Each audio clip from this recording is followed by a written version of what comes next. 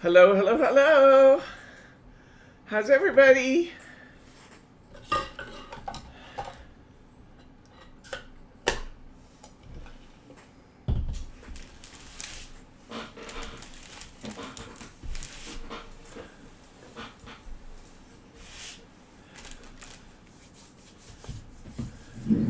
Happy Halloween.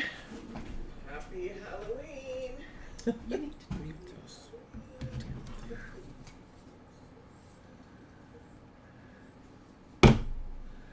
How you doing, guys? That's done. Am I on? What? Nobody's responding. I said, am I on? You're supposed to be. Oh, there we go. Hey, yes, it will be a full moon tonight. It only happens like every 19 years, right?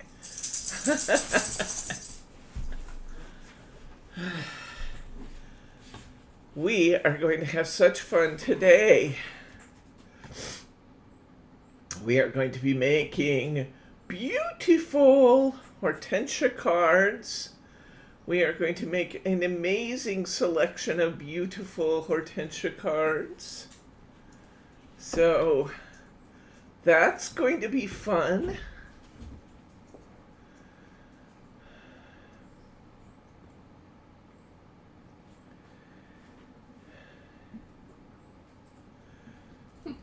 Thank you. Yes, Teddy is in here. He should be seen on camera. Mary has to see her surrogate puppy. It's all wet. He's all wet. He just came in from outside, so I'll probably have little wet puppy tracks all over me, but he really should be seen.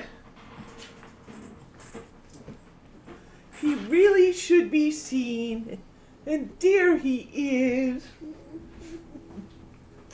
There he is. There he is. Hi, everybody. Hi, everybody. Oh, hi, Andrea. Oh, there we are. There we are. Oh, these are your friends out there?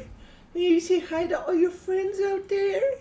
He said, yeah, I do what you making me do. I do what you're making me do. As long as I get to be a rowdy puppy too. As long as I get to be a rowdy puppy too. Yes. Okay. Yeah, you got me sufficiently wet. Okay, he's off and about.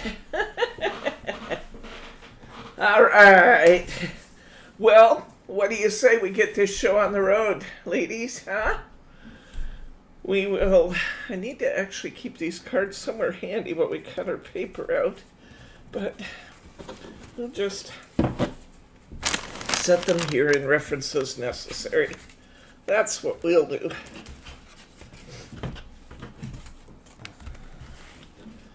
Okay, let's get our kits out.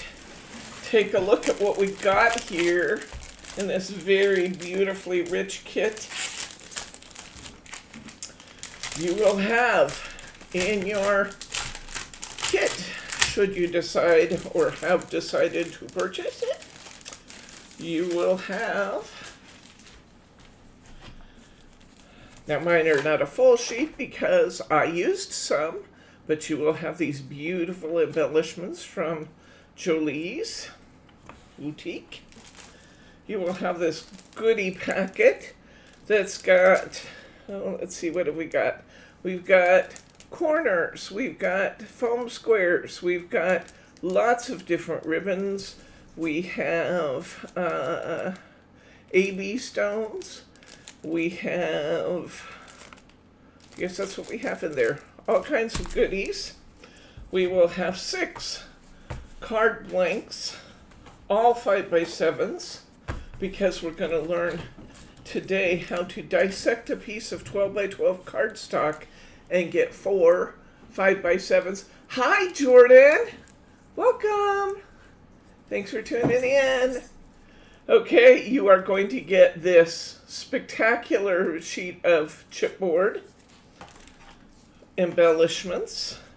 You're going to get 2 of these beautiful Mirri mats, the large ones. You're going to get an absolutely yummy selection of paper. Look at this purple.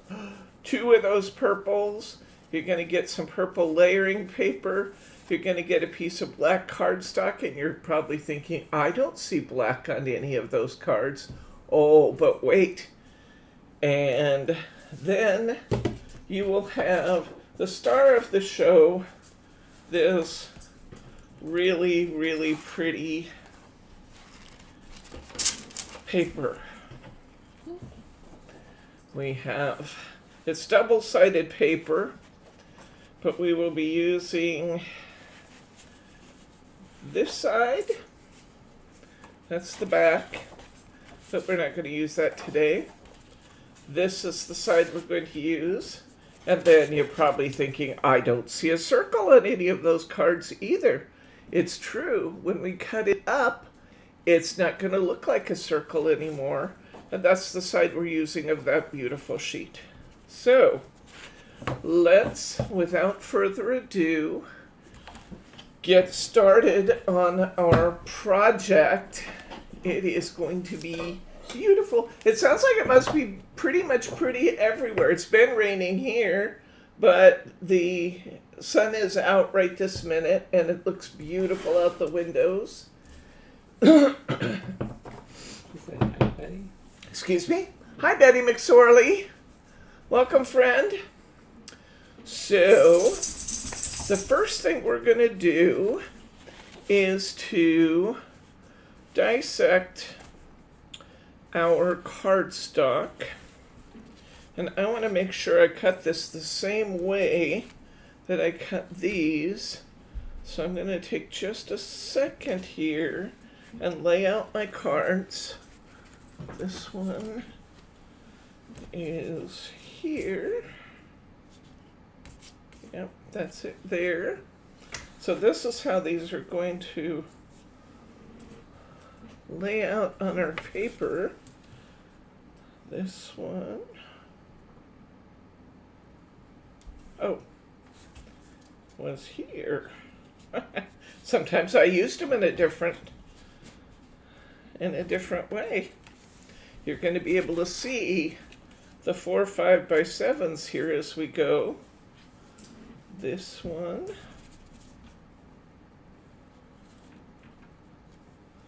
Is here. This one was here. This one is here. And this one is here. You see how we're going to get 4 5x7s? We are going to trim off that edge up there. We're going to cut 5x7s. And we are going to turn our cardstock a quarter of a turn to get the next 5x7. One of you taught me this. I do not remember who. I really need to start keeping a journal of my contacts with you guys so I can go back and reference when I get really neat ideas from you guys, because I had never tried getting 4 5x7s out of a piece of card. I knew I could get 3. I could get 3 by stacking 2 and then putting 1 going the other way. But you can actually get 4 5x7s out of one sheet of 12x12. This is one. This is what the other one will look like. Now remember, I made one mistake on this card and had to cut it down. So that will be a 5x7. My mistake occurred when I dropped a piece of tape right in the middle of my finished card. When I tried to remove it, I tore it. So there's my second 5x7. Look how much different they look when they're all laid out on there. Isn't that something? So we're going to, let's just slide this one out of the way. And let's go ahead, now that I know how things are going to lay out here. So those there, I'm going to pick this up. My very first cut here. I'm going to be careful about what I'm doing because we have one piece of paper. Okay. My very first cut is going to be to take this trim strip off so that I don't mismeasure everything else. So away it goes. Next, I am going to be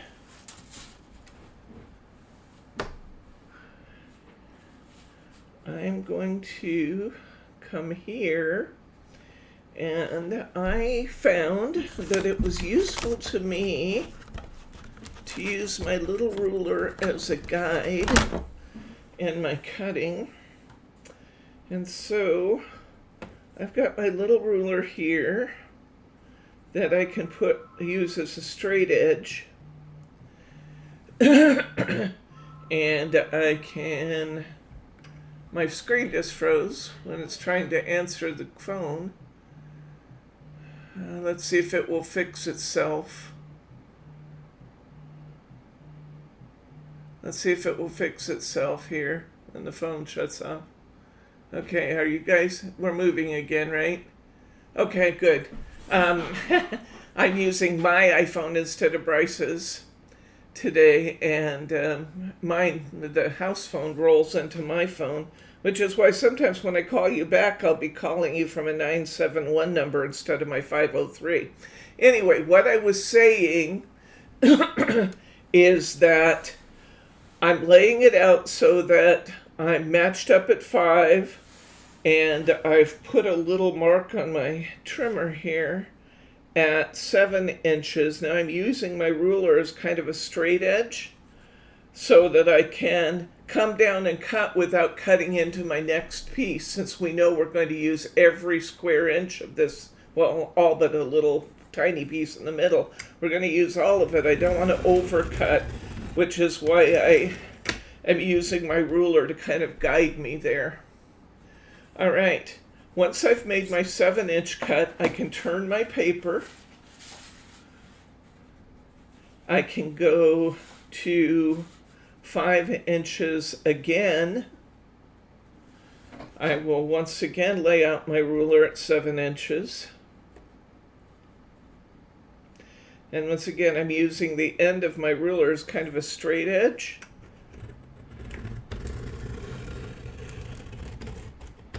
And I'm cutting just to, I'm going to be just a little shy. I'll clip it with my scissors. But I'm cutting just to my cut line from before. I'm going to go ahead and take that out so I can see what I'm doing. Are you guys tracking with this okay?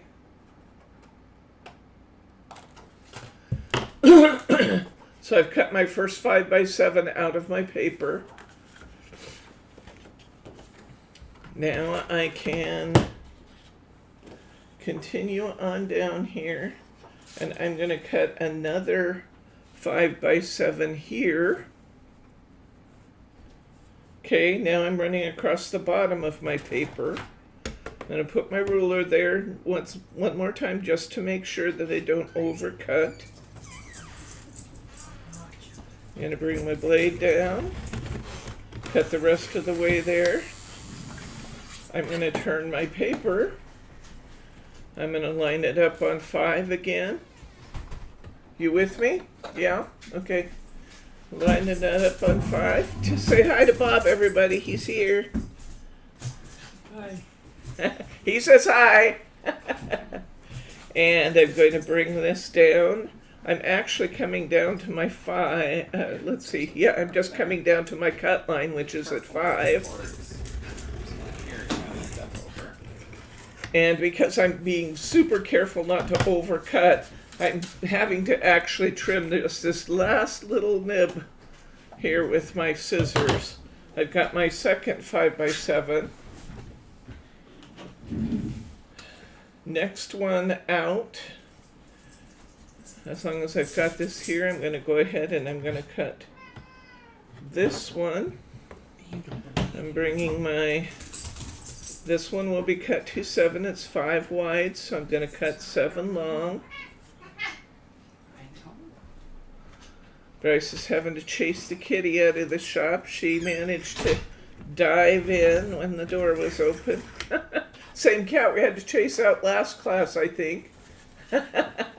You got lots of hellos. Jordan says hi, Grandpa. And everybody else is on there individually saying hi to you. Yes, poor Taz, he just got the boot, Jordan. He just got booted out of the shop. She said, I just want to watch, guys. Okay, this last one's an easy cut, because I could just cut clear down. And we will have used all of that paper except this. How's that for making good use of your paper? Might have to save that, make a pin out of it or something. And look at that. We have 4 beautiful 5x7s all ready to create our cards on. How's that for fun? Should we go ahead? Let's go ahead and cut up all of our papers while we're cutting, should we? Let's do that. So I'm going to move these 4 cards out of the way, which go with this stack. I can at least save myself a little time by matching those papers with these cards, since we're going to make 8 of them. I don't want to spend my time searching for things. Okay, and this one, I'll bring it over. I know that this first corner here is going to be up and down. So you start by laying out your papers and saying, which direction do I want things to go to get the very best view of my paper? And you have to look and say, what's going to be directional? Where do I have words going up and down? That kind of thing. Taking that strip off so we get accurate measures. This first one is going to be this card. So it's going to be an up and down. I'm going to put in my paper here. I'm going to kind of block my cutting line a little bit by putting my little ruler. This works really, really good with my machine because this little ruler's magnetic. And then I've got a metal plate. Just the way this Caterpillar is made, there's a metal plate under there. So it works really super slick to use my little We Are Memory Keepers magnetic ruler on here to keep me straight. I'm placing my ruler just a little below my cut line so my blade can get up to the 7 inches. I'm going to turn this. Let's see. If I come this way, if I come this way, I can go ahead and just bring it right down to my 7 that I just cut. There I go. There's one.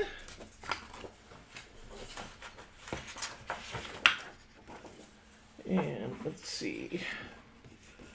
This one, turning this over so I can see what I'm doing. I'm going to take this out to 7 inches.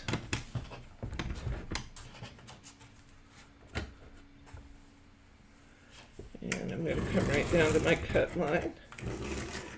Which I'm going to have just the tiniest little nib holding that one on. Okay, I've got a 5x7 started right here. So I'm going to go ahead and bring this down to 7. I will cut this one at 5 inches. You guys still tracking okay? Oh, hi Joyce, welcome. This is just the most magnificent paper, isn't it? Oh, I love this paper. Of course I would, because it's purple and blue. And I mean, really, what's better than purple and blue? I ask you. And then you got a little mauve and some light greens and other colors in here. Okay, we've got all of our papers cut. They look magnificent. You know you got a good trimmer when you can get trims like that, guys. That just doesn't happen with every trimmer. Love, love, love my Caterpillar. It's not necessarily a cheap machine, although you can spend hundreds for a paper cutter. They're out there. And in this price range, you won't get anything better than that one. Okay, so let's just pick one and start, shall we? Let's try and see if we can pick, and they're all, I mean, none of these are terribly complicated, but I need to choose something really easy to get started with this morning. How about this one right here? I'm going to match these with their respective papers. I'm just going to get so smart here. Har har. Actually, I'm going to do that one first, because that looks even easier. And I'm going to grab my first 5x7 card out of my pack.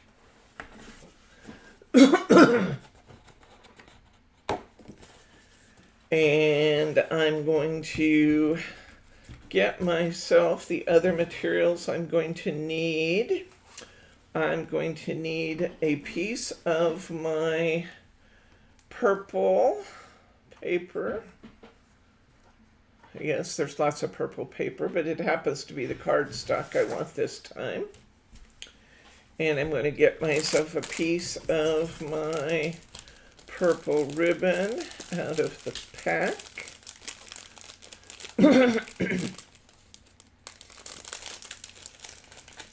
The ribbon's going to be just a tad narrower than what I used on this other card. It's still going to be glorious. I didn't think it mattered really at all to use a little narrower ribbon that I had sitting here.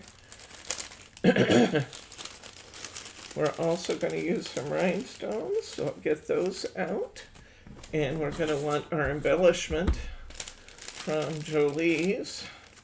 We're going to want some foam squares. We pretty much want a lot of things on this card. We happen to have them, so that's a good thing. Okay, I'm going to cover my card. Unfortunately, you can't get 4 pieces out of one 8.5 by 11 or A4. I'm not even sure which one this is. It doesn't matter. I know I can't get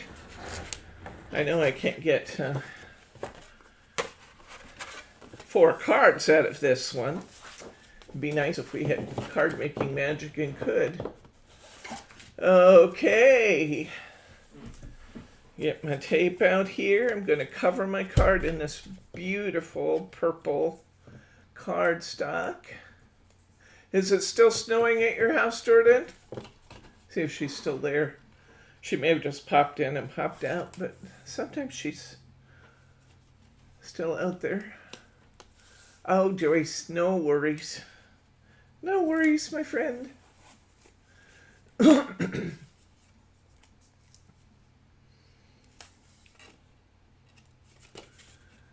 Okay. Alrighty, ready. Yeah, I think we've talked about that before, Mary. You and I in our purple. I kind of had to wear my purplish blue shirt today in honor of Hortensia. Purplish blue and lots of rhinestones on it. Because, you know, it has to be glitzy. I know where you could get a paper cutter and take care of that problem, Joyce. Okay, you have a textured side and a smooth side to this card. I don't really care which side you use. I'm going to leave the smooth side up, but it could be either side.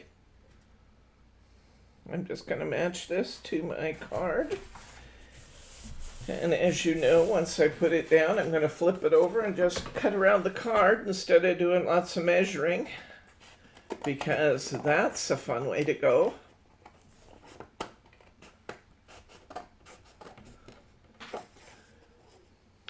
We don't want to measure if we don't have to.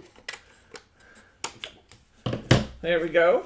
We have a nicely covered card in seconds. The next thing we're going to do, we're going to get our cardstock out here, and we're going to decide what part of this pattern can we live without.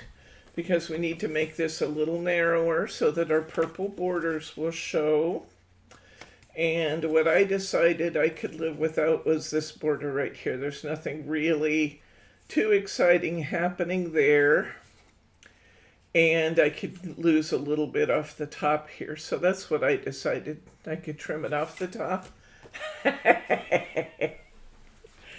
Okay. I'm going to start, in a couple of our recent classes, I've kind of overcut and then said, well, I wish I hadn't done that. So I'm just going to be very cautious about not overcutting today. And I'm going to look and then decide if I want to trim further. Now, this one's pretty narrow. It actually looks quite pretty like that. And I could go with that. I think I might take just 1/8 more off. I don't know. Do I even want to? I think that actually looks really pretty. I think I'll keep it. I do like this narrower margin. I think that looks really nice. I think I'm going to keep it like that. I'm going to take my ribbon and I'm going to put a piece of tape on my ribbon. I only need about 6 inches of ribbon, just enough to cover the face of my card and wrap around the back. Yeah, I think Jordan disappeared. She didn't answer my question about snow. Anybody else got snow? Jordan called me yesterday and said it was snowing in Connecticut. Snowing before Halloween. That just seems bizarre.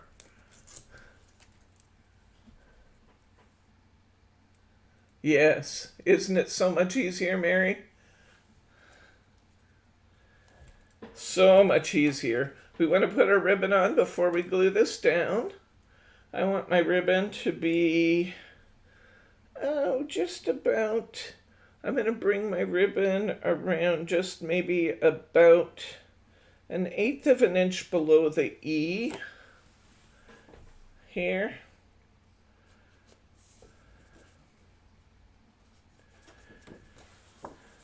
That looks pretty. And now I'm going to get my chipboard sheet. And I'm going to find my little "Every Flower Blooms in Its Own Time" sticker. As soon as I figure out the packaging, you have to be smarter than the packaging, and sometimes that's a problem for me. Oh, what am I worrying about? Just clip the top off.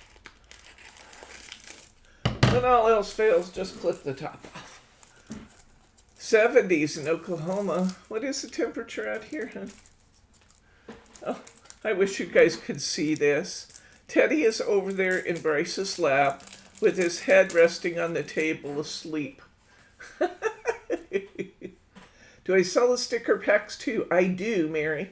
57 degrees. It's 57 here. Okay, yes, we have these sticker packs, a chipboard. Just search Hortensia and it should come up. Okay, I'm going to put this little sticker on top of my piece of purple, and it fits nicely in this trimmed off part. And I'm just going to trim this down a little bit.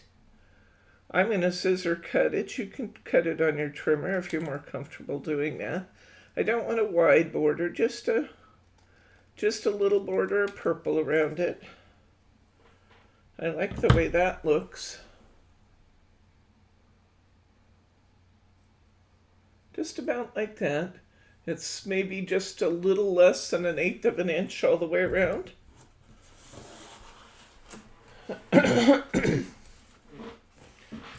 I think I'll put my jewels on it before I put it on my cardstock, because it's going to be on foam squares and it might be a little difficult to put the jewels on after. So I'm going to put a little jewel in each corner. In each corner of the sticker, just where it's cut away there, see the little concave cutout? And I'm going to put a little jewel in each place there. That just looks like they belong there when you back this and you put these jewels on. It's like, oh yeah, you belong there. I'll show you as soon as I can get the last one on here. So much easier to do this than waiting until it's on your card. Love the way that looks. Isn't that pretty? It just looks like they belong there, doesn't it? Okay. Yes, I got one that's a little close. Move that one. Oops. Come on. Just behave now. I was going to move it out with a little bit with my thumb, but it wanted to come off its own adhesive when I did that. Well, I guess we'll glue it. Might have to glue that one. Of course, now it's going to stick now that it's in the wrong spot, because that's what these things do. Did I just lose it altogether? Maybe. We have extras. Oh, there it is. It's sitting over here. Just a tiny, tiny, tiny dot is all it's going to take to hold that. You come here, pesky thing.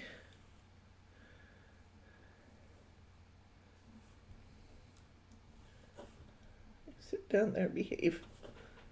Okay. Yes, I am talking to my gemstones. It happens. Okay. We're going to get some foam squares here. We're going to put a few foams. Well, actually, let's wait. Let's put this down first.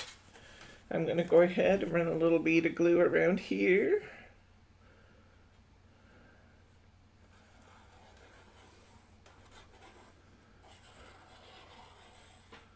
This is really nice weight paper, this Stamperia paper. If you're not working along with us or haven't seen this paper yet, it's a really nice weight. It's not too heavy. It's clearly paper that wants to be backed by something. It's not heavy enough for like a card base on its own, but it's a really beautiful weight to work with.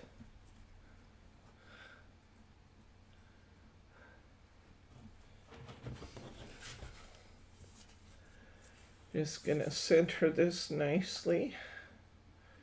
If it will let me, it's like it wants to just jump on the paper all on its own. It's actually pretty good. I'm gonna leave it alone. Got a nice margin all the way around it. I'm gonna go ahead and put some foam squares on here.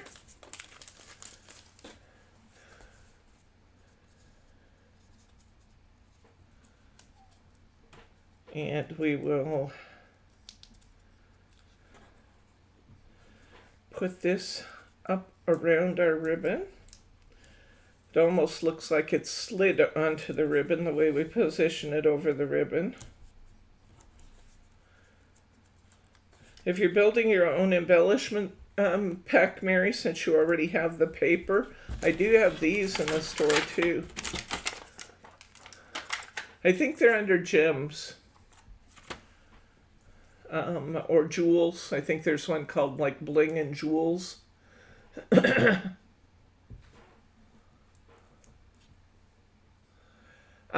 Yeah, I'll get it by Monday, Mirri. I was actually thinking about that last night, and I finished my snowman kit. If you haven't seen the snowman kit yet, guys, look at it. It's adorable. And as of the time I came out here today, there's 13 of them left. 13 snowman kit for next Saturday left in the store right now. So if you want a snowman kit, it's a lot like our Halloween kit.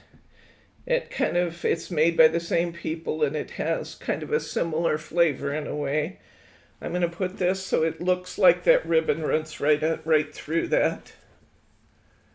So yes, I will get the I'll get the rest of the cards made and get a kit put up for you by today's Saturday. I'll try and get it by tomorrow. So I'll put it on the newsletter for this video. Okay, I want to use one of these beautiful long swirlies here. It really doesn't matter which position, which direction it's going. I'm going to use this long, beautiful swirly here. I could turn it the opposite direction if it pleases me to do that. Or I can go this way. I think I want mine to go this way this time. Why? I don't know, because it's different. And then I'm going to get my Stickles out. In your kit, you will also have one of these little pots. I didn't say that. I have all 3 colors out here because you got different colors in your kits. So you're going to get one of these pots, and you also have a bottle of Stickles in your kit. I'm going to get some Stickles out here. And I'm going to put some Stickles on, but before I do that, I thought it looked really cool. This purple embellishment has some little channels cut in it. I took the Stickles and filled that little channel in there because it made it more iridescent. The gems that are on here are clear, and by filling the little channel, it matched the Stickles on the card. So I filled the little channels in my bling. I don't know if you'll be able to see it. I can hold it up to the camera for those of you who don't have this in front of you right now. But I filled the little channel with some bling. Now I only really want it down in the channel. I don't want it, I don't know, this is probably overly picky, but I tend to be overly picky about my construction. I don't really want it laying on the top. I just want it in the little channels. So I put it over the channel and then I cleaned off the extra. And I don't even know if you'll be able to see it, what I did there. But what I'm trying to get, yeah, you can see it a little bit. I'm just trying to get a little bit of sparkle into the vines there. And on some of my cards, I don't know if it really shows or not. On some of my cards, I actually put a little tiny bit of Stickles on top of the gemstones in that, on top of the rhinestone feature in these embellishments. Just to give those a little bit of extra sparkle. To tell you the truth, I'm not sure that really showed. It may have been a waste of effort. So, okay. And now I'm going to take a little bit of Stickles. And I'm going to just touch the middle of my flowers. Just right in the center where the little stamen would be in the flowers. I'm just going to go around and I'm going to touch just a bit of Stickles just to give it a little bit of sparkle. Because these hydrangeas have so many blossoms, if you stickle just the centers of the flowers, it gives you just a nice amount of bling without overdoing it and without having it overpower or take over. You can just add really nice sparkle. And if it doesn't have the little round dot, just picture where it would be and put it in there anyway. But I do really like the Stickles in it. I think it really adds something nice. Again, without taking over and just being really subtle. It's just a super nice touch. And it makes these cards just glorious. The paper's glorious. I think our embellishments are just right on them. Our color combinations are just right. And this is our finished card. And you see the Stickles on there just a little bit? You get it down under the light a little bit more. I don't know that you can see it, but I'm just touching just the center. What happens if I kind of lay it down in front of the camera? Just the center of those blooms. There we go. That is our first card. 1 down, 7 to go. I'll set this off to the side so I can't toss anything on the wet Stickles. Recap my Stickles so it'll still work when I go to use it next time. And let's grab our next one. Okay. This one's the one I messed up before, so this will kind of be an adventure to all of us. Because I got to remember how to do it. That's okay. I'm awake now. Gotta have another slurp of Diet Coke. Still waiting for that truck to arrive. The pause that refreshes. Actually, I don't think that was Coke. I think that might have been Pepsi. Wasn't it Pepsi that said the pause that refreshes? Might have been. Okie dokie. We're going to cover this card in our purple glitter. Is that amazing or what? Yes, it is. It is fabulous.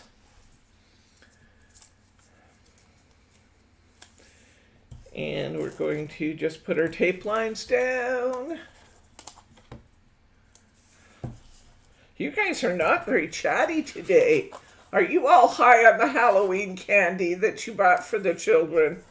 Come on, be truthful. Did you eat all the candy? I'm hoping most of the kids aren't out trick-or-treating tonight. I'm hoping that they're staying home and doing activities with their parents. I'm a little worried about the kids being out and trick-or-treating and all those people. You're working on it now?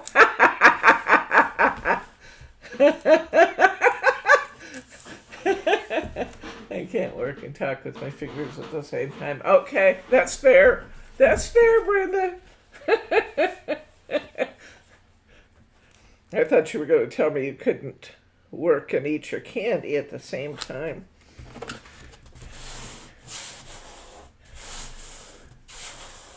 Okay. Put it down on my cardstock. Took off a little extra piece of adhesive I had hanging over the edge. And trim around it. And my card will be beautifully faced. I guess I'm actually using my cutoff again to surround my chipboard, so I will retain this piece. Okay, now we've got that covered. We are going to decide what part of this we can live without. When I did this last time, I decided this edge, I could trim this edge without losing too much. And don't laugh, I'm eating chocolate and drinking Diet Coke. Hey, that is like the perfect combination, Mary Robertson. That is like the perfect combination, Diet Coke. Because calories don't count in the chocolate as long as you're drinking Diet Coke with it, right? That's my feeling. Hi, Karen Stanley. It's nice to see you. Trick or treat. Oh, you're in lockdown in the UK? Well, you know, I kind of wish we were too. Never ever spoken to you or commented on anything, but I absolutely love your videos. You've taught me things I couldn't do before. Thank you, Ellen Watkin. Welcome to you guys. It's so nice to see you there. I'm so glad you decided to poke in and say hi. That's awesome, because we love to make new crafty friends, don't we, guys? Okay, I want this to be a little wider because I have this beautiful, absolutely gorgeous glitter paper that really has to show a little bit. So last time I did 1/4 of an inch. I'm going to cut this and I'm going to go to 4 5/8. And I'm going to go to 6 5/8. So I'm taking 3/8 off. And that should be really nice. Let's see if I did that well. Yes, that looks just right, doesn't it? Just right. 4 5/8 by 6 5/8. So, but before we glue this down, we're going to tie ourselves a bow. Where's our embellishment attic bow maker? Get that out here. And we're going to get our white organza out of our ribbon packet. It's so nice to see you guys. I'm so glad that you guys came in to see us today. You guys can get Stamperia in UK, Ellen, huh? Can you get that?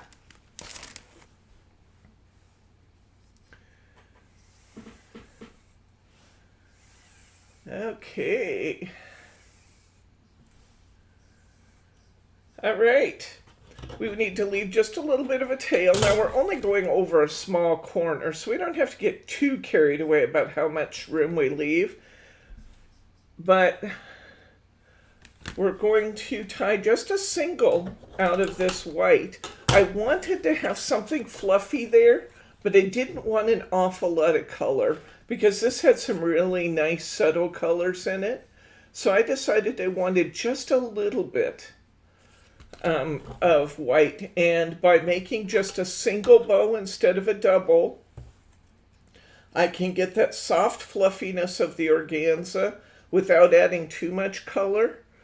So it looks to me like I tied this on about 1. Let's see if that's going to be about right. Yeah, that's going to be just right.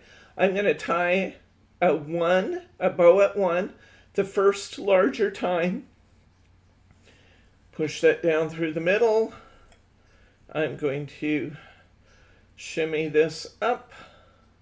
I'm going to come back through the middle. I'm going to tie this off in a half knot.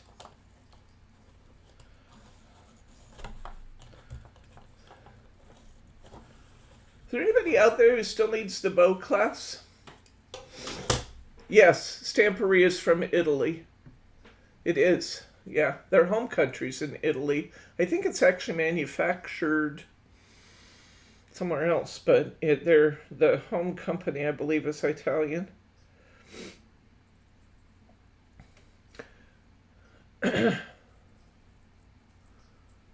Okay. So I've got my pretty bow tied. I only need a little tail to go on around my ribbon.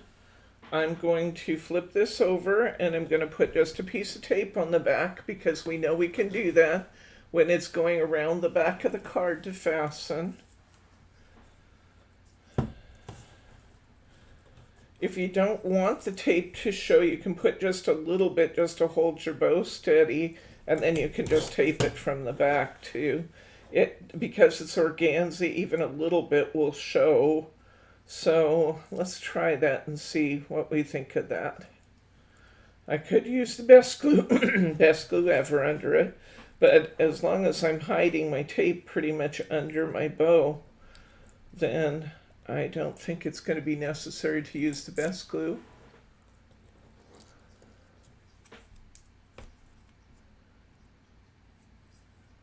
Oh, okay, Thelma. See you later, friend. Oh, I did trim it down. Okay, let's see. I'm going to go across my corner here. So just decide where I want my bow to go. Then I'm going to put my adhesive on the other side. And I'll just wrap my ribbon around to meet it. So just put a little piece of adhesive here.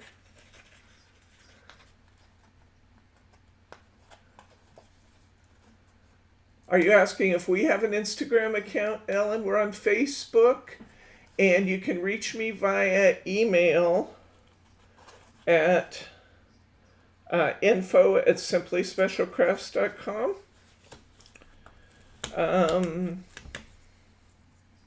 And we are on, let's see, what else are we on? We are on YouTube. We're on YouTube, and we're Pinterest, on Pinterest.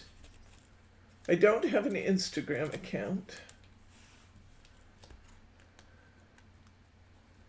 My boss asked what my costume was going to be, and I told her I was wearing it.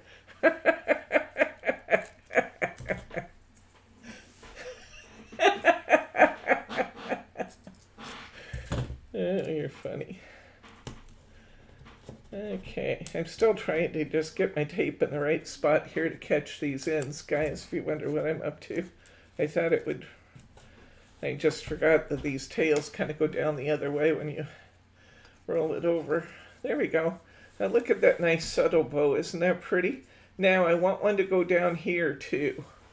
So I'm going to put a little bit of ribbon. Now I actually can anchor,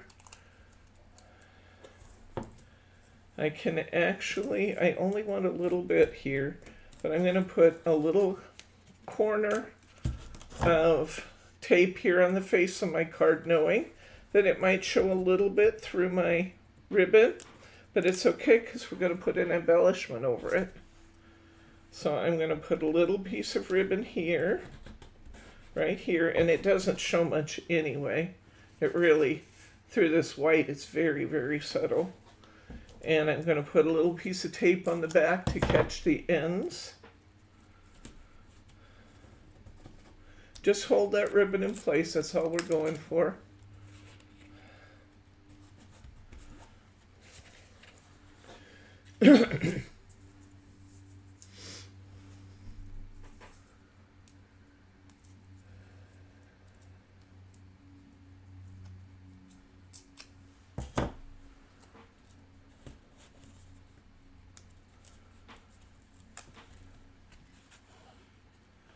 And I only need just a tad of ribbon there, just enough to hold it down. I'm going to clip this off. And now we have this, just the shininess here, which I think is really pretty. And we have just this very subtle up in the corner. We're going to go ahead and put this down on our card. So we'll run some glue around here. Yes, on Facebook we're Simply Special Crafts. It's Simply Special Crafts. There's loads of pages coming up. Yes, Simply Special Crafts. That's us.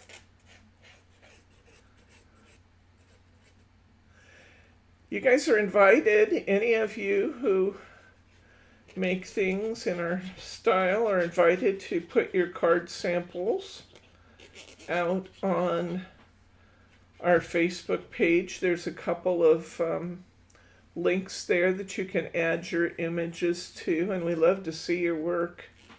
Love to see what you're coming up with. Oh, these are just so pretty.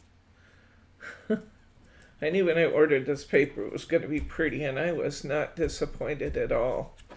We're going to take one of these little embellishments, this one that kind of looks like a fan. I'm going to put that over my corner piece here.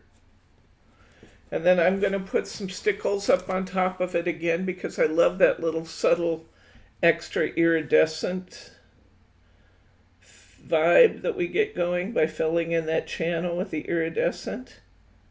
It really looks pretty. And this one's got wider channels, so you can really get a nice effect on this one. And just like before, I'm going to clean off the top just a tad so it's just in the channels. I'll show you what I just did.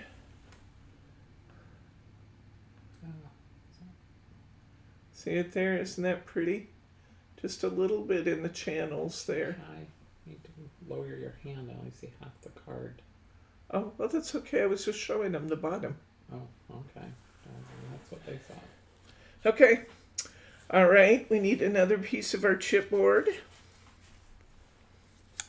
We are going to go over here, and we're going to find the one that starts with beauty is, I guess it's in the lower left corner. Beauty is power. A smile is its beauty is power. A smile is its sword. Okay. And I'm going to make my tag just a little bit bigger than I did last time. Last time, you'll recall, by the time I was putting my embellishment on, I'd already had to make my card a lot smaller. So I made my margins really, really narrow. I'm going to try it a little bit bigger and see what I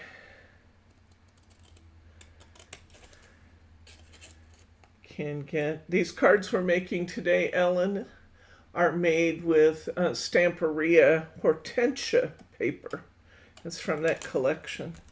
We're using two 12 by 12s, and we are making some beautiful, beautiful cards out of them. Okay, I think I want that to be a little bit bigger, but I'm going to put my other accents on first, and then I'll decide if I want to cut it down at all. I want to take some Stickles, and I'm going to go over my dragonfly with Stickles. I want to come, and let's see, I also put in, got Stickles all over me. I also want to put in, this time I put I'm going to put my rhinestones in first. I put rhinestones into the centers of my flowers, just for something different.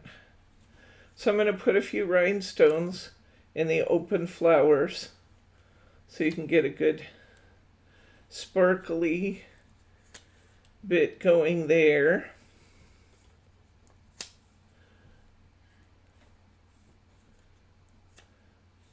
I sent you these little tiny rhinestones because I thought they were just kind of perfect for what we were doing. And let's see, anything else want one? I think it just wants one right here in the middle of that dark area. That must be a flower center. So I just put a few little rhinestones into the blossoms because that looks pretty. And now I'm going to take my Stickles and I'm going to draw on my dragonfly. I want his wings to be iridescent, so I'll start by just lightly. Don't put a lot of pressure on your bottle. You don't want mounds. You just want a little light effect. And I'm going to put a little on each of his wings, because you know how they kind of just glow when you see them in the light? That's what I was going for here. Pretty, pretty. And then we're going to put a little bit on his head and just draw a line down his body with it.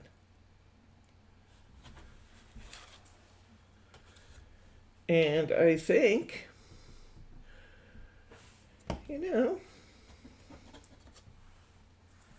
I'm going to change my design a little bit. That's okay with you guys, isn't it? I had to do different things with this one because the card ended up so much smaller. Thank you.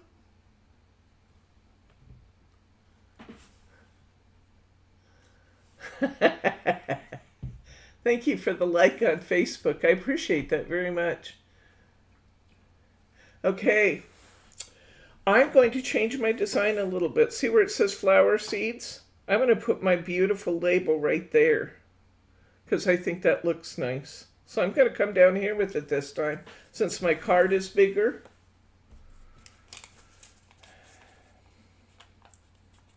Oh, that's the wrong size squares. I don't want those. I want the ones I packaged with this. What I do with them? They're there. Those were 1 millimeter squares. I gotta put it up 2 millimeters. Okay.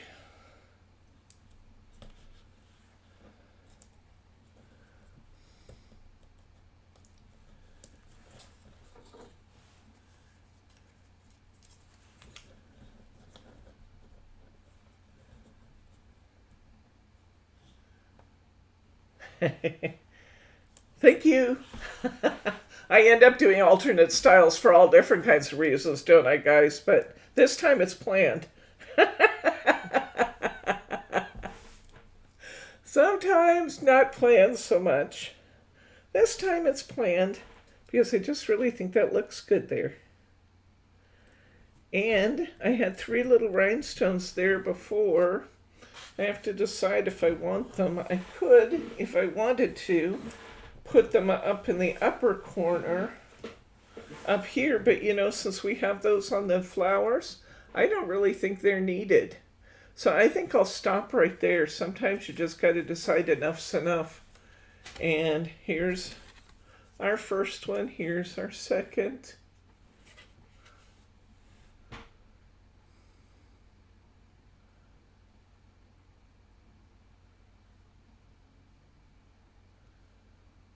We are in Portland, Oregon, or outside of Portland, Oregon, in a little town called Tigard.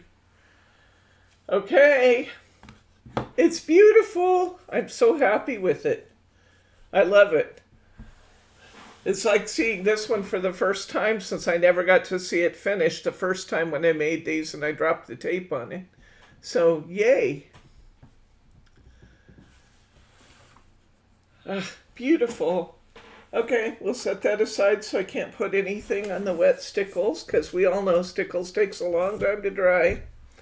Or it always seems to me it does. It may just have something to do with my relative level of patience. I'm not the most patient person in the world, but I try. Who am I kidding? I don't try. Bryce is over there shaking his head. No, you're not trying. Or I might be trying, but in a different sense of the word. Now he's shaking his head. Yes, now you got it.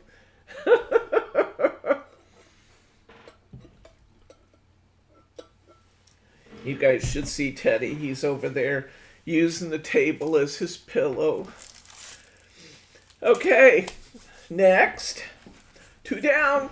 We're a quarter of the way there, guys. What do we got next? Where's our stack? How could I lose a whole stack of cards?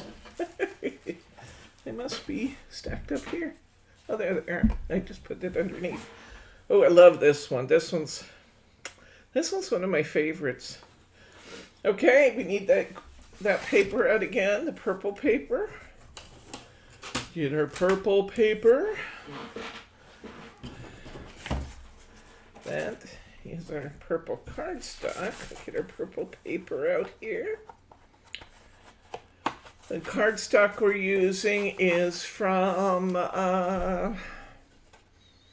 Craft Perfect, a division of Tonic Studios. You can find the purple cardstock in the Craft Perfect subcategory under papers and specialty materials. It's pretty affordably priced. Okay. All right. Yes, we use lots and lots of British materials, Ellen. In fact, one of our favorite manufacturers is Hunky Dory. Well, we use Hunky Dory, we use Tonic, we use Stamperia, we use Tattered Lace. I import a lot. You're welcome.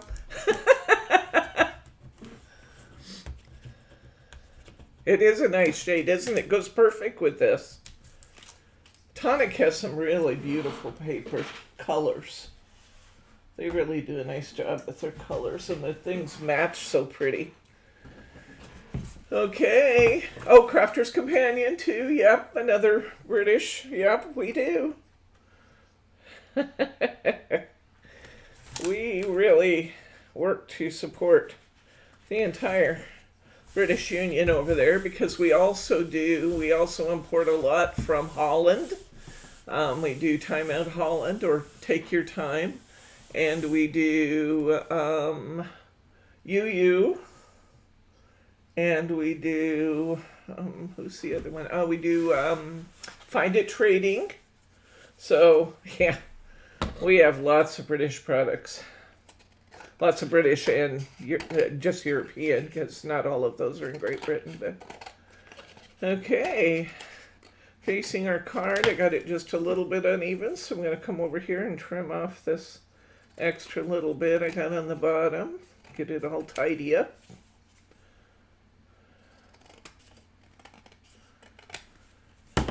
And I look around here and it doesn't look like I need any more of this little purple scrap, so we'll make that go away. All right, I have to decide what part of this I can live without. It's so hard sometimes because it's beautiful. Wow. I think that because I think I'm going to trim a little bit off. Well, let's see.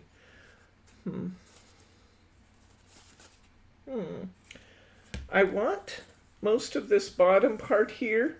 I don't have a lot going on, but I'm wrapping my ribbon and putting my emblem here in the middle.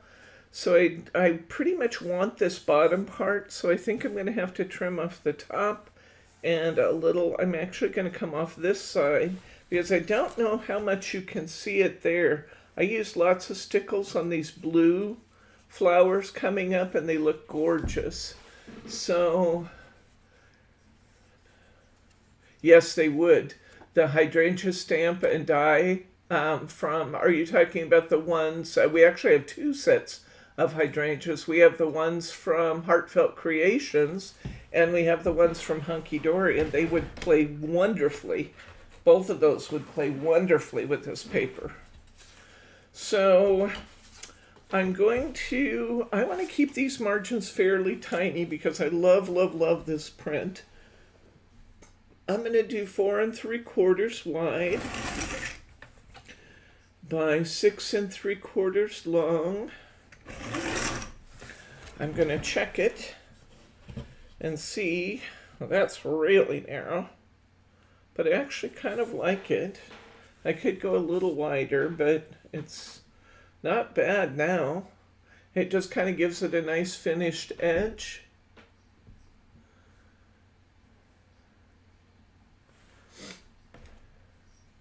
No, actually, the Saturday classes we pretty much stick with non-stamping activities on Saturdays. And then on Thursdays, we do stamping, inking, all things, embossing.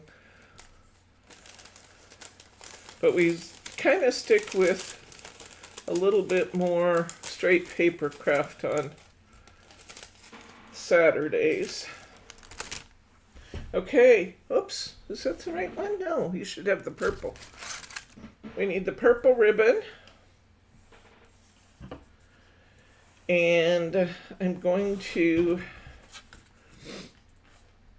that's a really, really narrow border, but I actually think I really like it. I think I'm going to leave it that way. I'm going to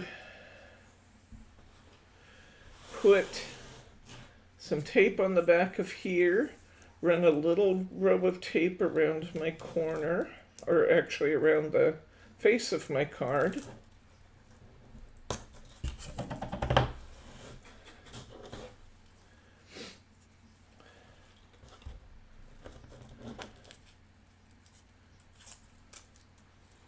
Then we're going to get our bow maker out here again, and we're going to do a pretty little bow. So I'm going to put this so that the bottom is about a 1/2 inch from the bottom of my paper. I'm going to clip this off and just wrap it around.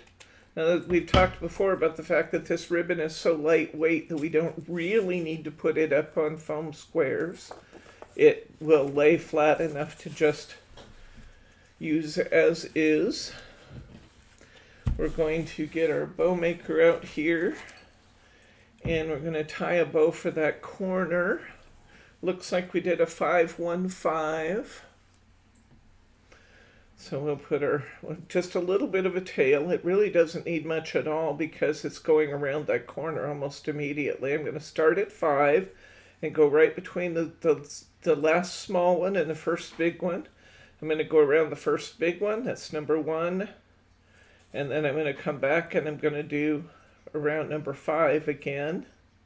And at this point it looks like a mess and you're thinking it can't possibly turn out. And then I'm going to shimmy all this ribbon up my bow maker.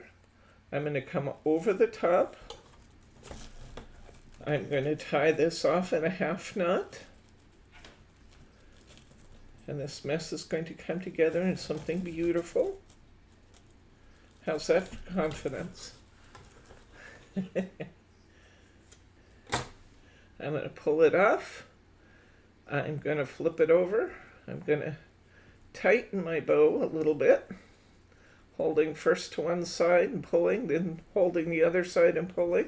And I'm going to reach in here and I'm going to pull this loop out of the center. And make a nice 3-petal. I'm going to reach in this side. I'm going to pull that out. And let all 3 loops show again. Now this ribbon holds a knot fairly well, but I'm still think I'm going to put just a little bit of tape on the back to hold these loops where I like them. Nice and open. This one on the bottom tends to kind of slide in if you don't tape it just a little. So I'm going to put a tiny piece of tape on the back here just to hold things where I want them. That's cheating, but I'm not beyond cheating to make it look the way I want it to look.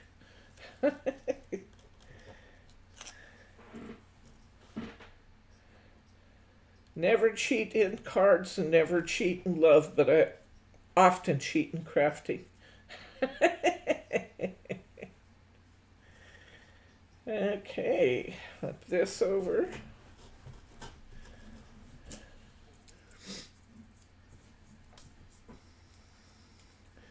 And get a little piece of tape. Put it right here on the back. Can you guys see what I'm doing? That's what I'm doing. I just spread the 3 loops of my bow out and just put a little piece of tape across the back just to hold them where I want them. Peel that tape off and lay my wrap around piece over the top of it where I want that. Then I'm going to add a piece of tape to the whole 9 yards here. This flower is positioned perfectly since it was kind of a wreath around the circle that we cut around. This flower is positioned, or this bow is positioned just perfectly to have those flowers just surround the bow the way it goes on the card. It's so pretty.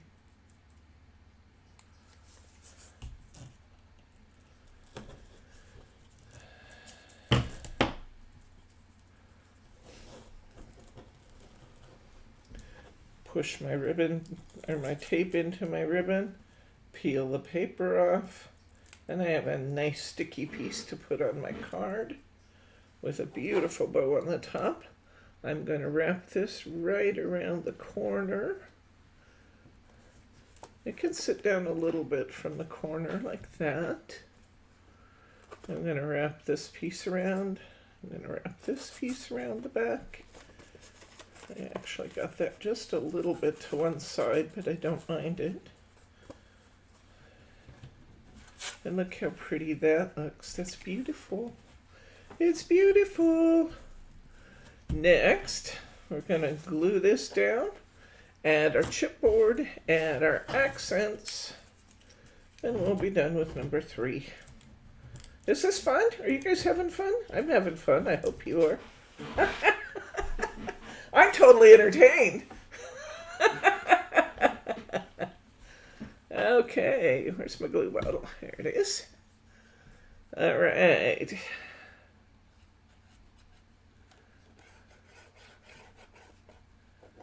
Is the pace okay for those of you who are working along? Not too fast, not too slow? About right? Too much? Do I need to stop and have a little Diet Coke break and let anybody catch up?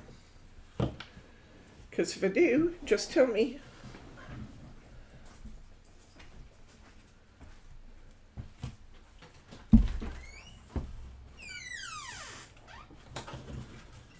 Okay. Oh, there we go. It's looking pretty. Okay. we're going to use our circle embellishment of our sheet. It's up at the very top at the right. And it says, real beauty is to be true to oneself. You could probably go have dinner and I wouldn't be caught. Well, don't get stressed out, Brenda. Just work along with us, and if you need to go back and add the embellishments later, that's always okay. Okay, now we have these beautiful chipboard flowers on here. We put our Real Beauty tag at the bottom right over our bow. That looks beautiful. And we have some marvelous flowers here we're going to add. So we have this pink flower right in the middle by the bird's beak, and it can go down here kind of tucked in about there, just tucked into the flowers. When you see these in person and you see the texture that it adds to put these extra flowers in, you'll be so glad you did. We're going to put one, this little blue one that's from the middle of our sheet here by the bird's wing. We're going to put that right here. There's actually a little opening there, and we're going to slide that right in there. Another little pink one. Here's a little pink one up at the top. And we're going to slide it in right here between the pink and the purple. We're going to take this pretty blue one from right below the BU tag, and we're going to kind of slide that in the midst of the purple and pink. And then there's this dark burgundy colored one, and we're going to slide that in right up here at the top, right into the flowers. And what ends up happening is that this looks just like it's an extension of the flowers, but what you end up with is this glorious texture. So we get this wonderful texture going on around here. Now it's Stickles time. I'm going to start up here and work my way down the card so I don't get my hand in it. I'm going to start by putting Stickles in the center of my flowers again, just right there at the dot in the center of the flowers. If they have multiple dots, feel free to put a little extra there. But I'm just putting Stickles right on the dot in the center of the flowers. And that looks, it's just the right amount of glitz. Because some of these are really open, you can kind of move your bottle around just a little bit to extend that circle out just a little, catch a little more light. But that looks really pretty. And we're going to put that Stickles in the center of all of our flowers, including the flowers that we added.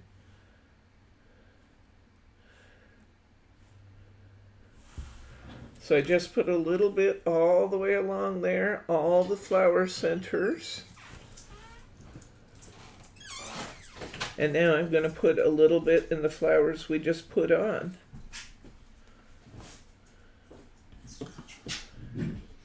And the next thing we're going to do, I thought this was going to be pretty when I did this, but it turned out just really nice. The next thing I'm going to do is we've got these blue vines kind of sticking up here. They're very subtle, but they're so wispy that I thought they would be beautiful with some Stickles on them. So what I'm going to do is put a little line up the vine, just a tiny line where you can't always see the vine, but where you would imagine it would be. And then I put a little Stickles over the flowers. So I'm just kind of dotting it a little over the flowers. Don't get carried away, just a little bit, but bring the vine up. And then just put a little Stickles over those blue flowers. Just dot it, just a little dot. Put it where you see the vines and where you imagine the vines would be. Little on here. Coming up here. and putting a little around the vines, just dotting it in. It's so pretty and so subtle that it's just a really nice addition to the other flowers on here. And it makes this, instead of looking too open, it makes this look like it just really belongs as a part of the whole picture. My vine up and just a few little dots around it over the flowers. I'll hold this up so you can see, hopefully you can see the stickles. It's sometimes difficult on camera to see the glitter, but just add a thin line and then stickle it around over the blossoms, just light dots. That looks glorious. So pretty. Okay, I hope you can see it. Can you see those vines at all? Let's see if I can get it at an angle where you can see it. I wonder, is this plugged in? Yes. This, can I do this? That light? No, it's not. Can you plug it in for me? I wonder if we got this light right in front of it, if they'd have an easier time seeing them. When I move back and forth, you can see it a little bit. There you go. There we get a little bit of it. Bryce can turn this light on that's on this camera, and we'll see if that helps a little. The cords are so tangled. Come underneath them.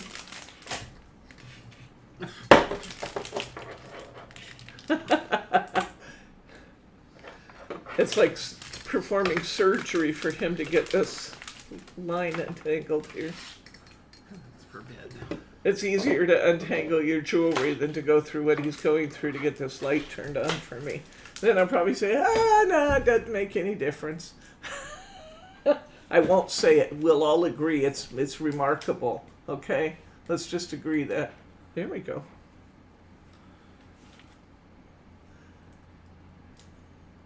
You can see it more now, though. Thank you, honey. Okay. You want it off or leave it No, on? I want it on. That's pretty, because you can see the sparkles more. There we go. Everybody says, thank you, Bryce. Okay. How are these looking, guys? Are these like remarkable? They're beautiful, aren't they? I love them. I love them. I always say this, so I know you don't believe me anymore, but these are really some of my favorite cards I've done in a long time. They're gorgeous. Gorgeous. Okay, next. We're almost halfway through, you know that? We're going into our last card in this set. This time, we want another piece of our purple paper. So we'll get that. We're going to get one of our card blanks. Whoops. Stuck to my finger. Get another of our 5x7 card blanks. Now this time I actually double matted this thing. We're going to cover our card. I'm going to go ahead and get that. Oops. I'm using this roll of tape that we got one roll of tape, or one batch of tape that had some rolls that were, this tape didn't hold down properly to the paper. You know, it was I'm not saying it, the double stick part, right, it was lifting. And so we tried to pull all of those out of the inventory. And I use them in the classroom because I don't mind wrestling with it, but I don't want you to have to. and so every once in a while you'll see me wrestling with the tape a bit, but most of the tape is pretty good. There was just a few of these that for some reason they just weren't holding right to the paper. I don't know if the paper went on them upside down or what the story was. There was some kind of little manufacturing issue that happened there. Okay, So I just pulled that lot out and I'm using up the last of it. But you'll see me wrestle a little now and again. They do come together pretty quickly, don't they, Mirri? It's surprising how fast and for how beautiful they are. I really, really like these.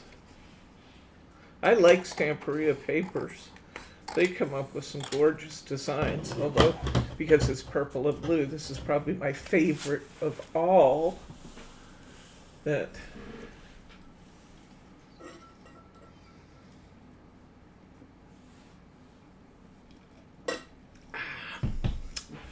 okay, let's see.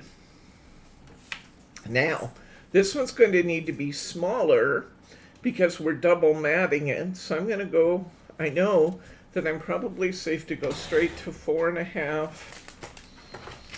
by 6.5 because I'm going to put a glittery purple mat around this. I have to decide what part I'm willing to give up. And I didn't want to cut off this butterfly. I thought he had an important role to play. So I'm going to take my extra from here.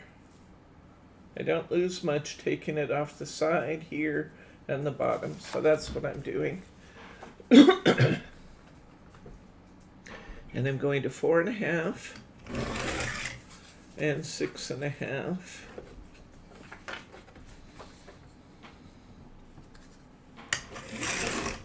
Seems like an awful lot to cut off, but since we know that we're going right to here, it's okay. Because I'm putting some of it back right there.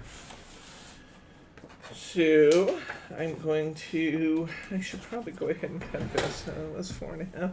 Let's make this 4 3/4 by 5 3/4. So I'm going to go to 5 3/4 here. Oh, I can do it here. Okay. The smallest scraps I can, or the biggest scraps I can. That's what I'm trying to say. 4 3/4 by 5 3/4. That doesn't look right. That's because I just cut it wrong. Okay, that was 6 3/4. I think I might need another piece of this glitter card, honey. 4 3/4. Let's try that again. 4 3/4 by 6 3/4, not 5 3/4. 6 3/4. I knew it didn't look right when I did it, and I did it anyway. Yeah, that's a little too small yet. Oh, actually, maybe not. It's pretty close to this. I'm gonna have to go smaller. I'm gonna have to go a little bit smaller to get this on here and still have a border. I'm gonna take another 1/8 inch off of this one. So I went to 4.5. I'm going to go to 4 3/8 by 6 3/8. I'm going to take another 1/8 off of this one, and I'm going to go to 4 5/8 by 6 5/8.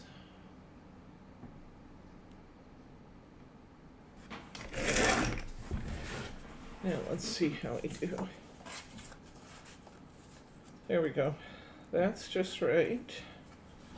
And that's just right. So, Brenda, our final measurements ended up being, of course, 5 by 7 with the purple. Then the purple glitter card was 6 5/8 by 4 5/8. And this one ends up being our topper or top layer ends up being 4 3/8 by 6 3/8.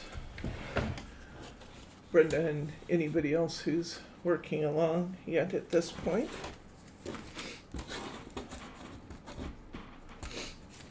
Can you get me a tissue, hon, please?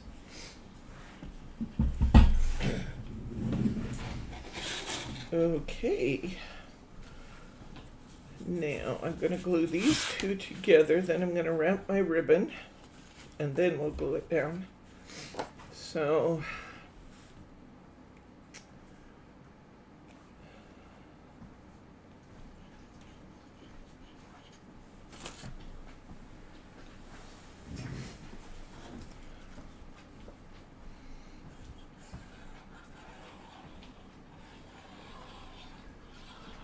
I recommend glue instead of tape anytime you're taping to glitter card, because again, we've talked about it before, the rough surface of the glitter, it will hold better with glue than it will with tape, even though we tape a lot of things.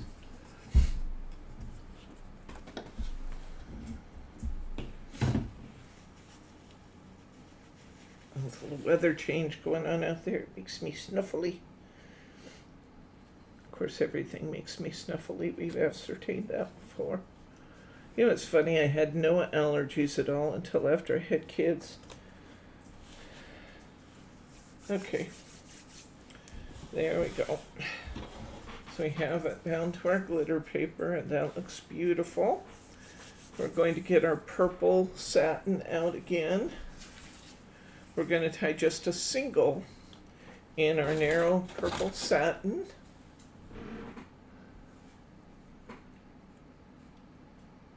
What do you do to prevent clogging? What you do to prevent clogging, Mary, is you do a better job than I do of capping it off as you're going. And then I keep myself a wheel of these. I keep this handy right on my craft table. I keep myself a little wheel of these pens, these nice long pens, and it's not uncommon at all for me to need to run a pen down it and clear it. But when I do, I just run it down there, smoosh it around good, and then sometimes I have to add a little extra pressure, but it starts running again. If you ever leave the cap off it and it sets tight, you may have to replace the bottle. The good news is the bottles are very inexpensive. They're only $2. If it sets up tight in there, one thing you can try is you can soak the cap and then try and fish that setup piece out. Sometimes that works. Other times you have to replace the bottle, because if it gets set up tight in there, you can't get a pen down to clear it. So that's what I do to prevent clogging. I just keep those pens here, and I use those pens all the time. And I have some of these glue bottles that I've been using for a year or more. I have lots of them on the table, really lots. They're in every, because we were set up to do classes in here, they're in every workstation, 2 or 3 of them. Hi, Ruth Kelly. Welcome, friend. So we're just going to tie a little a single bow at 5, guys. That's what I'm doing now. I go in at 5. I come back around the back of my bow maker and come back through at 5. I come down through the hole. I bring my end back up over the top, and I clip it off. I pull it out with my bow maker, and I have a perfect little single bow. Sometimes when I tie a single like this, I don't pull it real tight. I let it be a little bit looser. Sometimes. Okay, I'm going to run a little piece of tape across the back of my ribbon.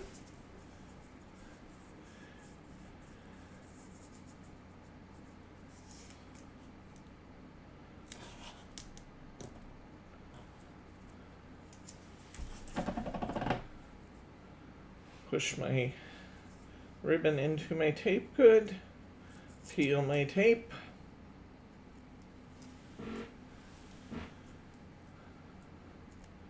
It got a little crooked when I was putting the tape on, so I just kind of pulled on it a little bit to get it back straight. I'm running this around the corner of my cardstock. I'm going to straighten my bow a little bit then, because I kind of pulled it cattywampus. And I've got that beautiful bow across the corner of my cardstock. I'm going to take another piece of this ribbon, and I'm going to, it only needs to be a short piece because I'm only going around the corner at the bottom. I got probably, I'm going to say 5 to 6 inches of ribbon here.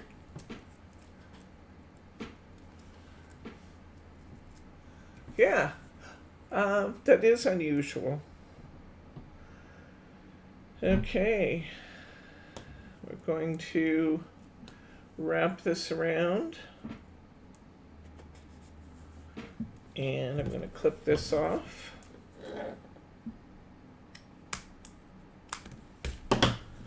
And we've got our ribbons at the top and the bottom. Now, let's see.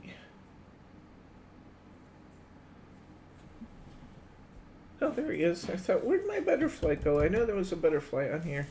Okay, on your chipboard, you have another butterfly. That's the wrong one. This is my original piece of chipboard.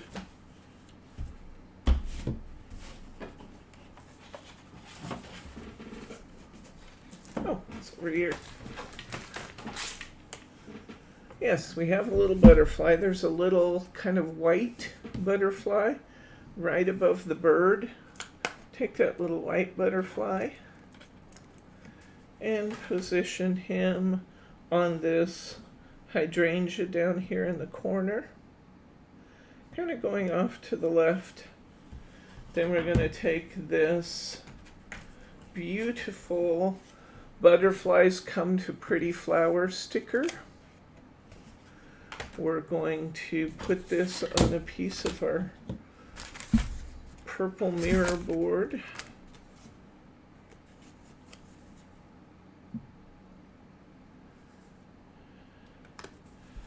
And we're going to cut that out.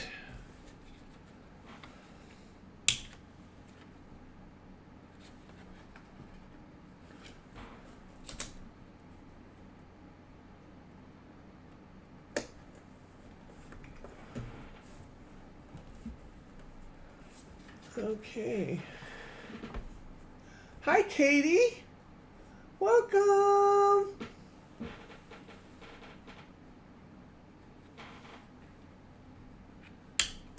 Okay. I'm gonna trim this off so I have a bigger scrap left. Trim this across here. I'm gonna trim this across here. I need to trim it a little bit more, didn't get it quite square. There we go. Made this little topper with my butterflies. Now if you want to, this would be a really beautiful place to use some of those rhinestones again. I don't know how many we have left and how many we're going to use, so I think I'll wait just a little while to do that.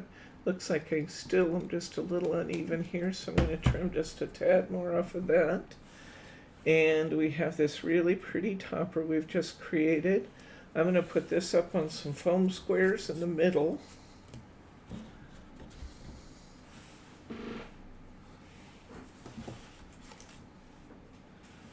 And then it's going to be time to Stickles again, and we'll be done with this one. We'll be halfway through.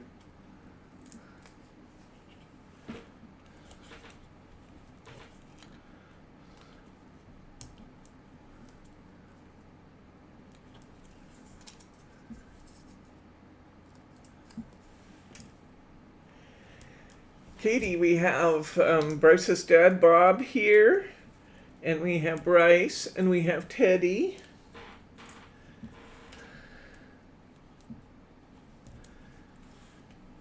And put my foam squares on here.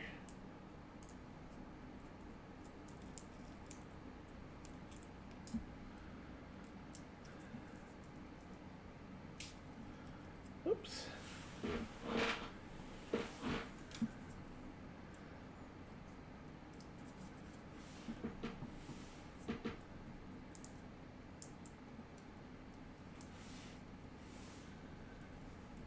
If you guys want me to slow down and go ahead and stop, have some Coke.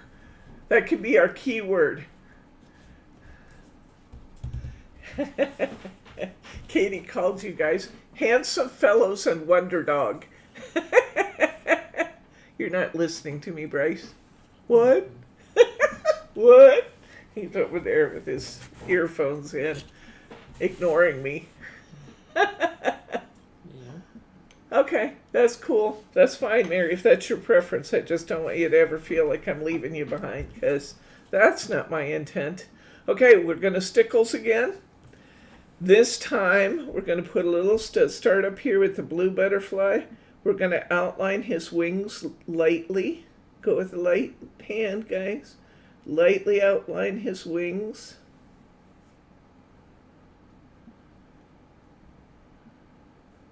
Then let's give him a little touch on his body. Then let's come down and put some Stickles in the center of those hydrangea right below him. Just a little bit in the center of each flower where we can see the centers. And then we're going to do the one that's on our tag and just lightly outline. It's really easy to get more than you intend. Just a light outline. And then we're going to come down here on this butterfly we added and give him a light outline right around his wing line. Put just a drop in the center of each flower.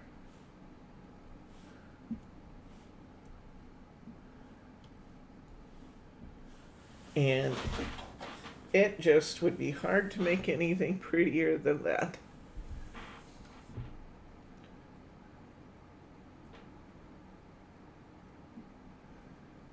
Can you see the Stickles at all, guys? Hopefully you can see it a little bit.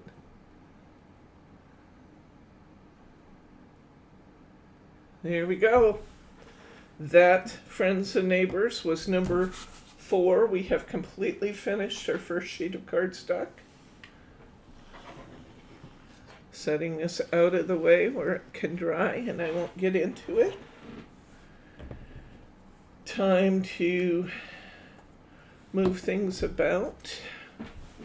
Can you look and see if I have a sheet of this purple in the drawer since I overcut this one? I'll use the overcut pieces. What did I do? How come I have an extra card? Which drawer? Oh! I just realized how come I have an extra card. I didn't glue the card to the card face to the card. Well, I guess I'll be doing that now. Let's attach it to the card, shall we?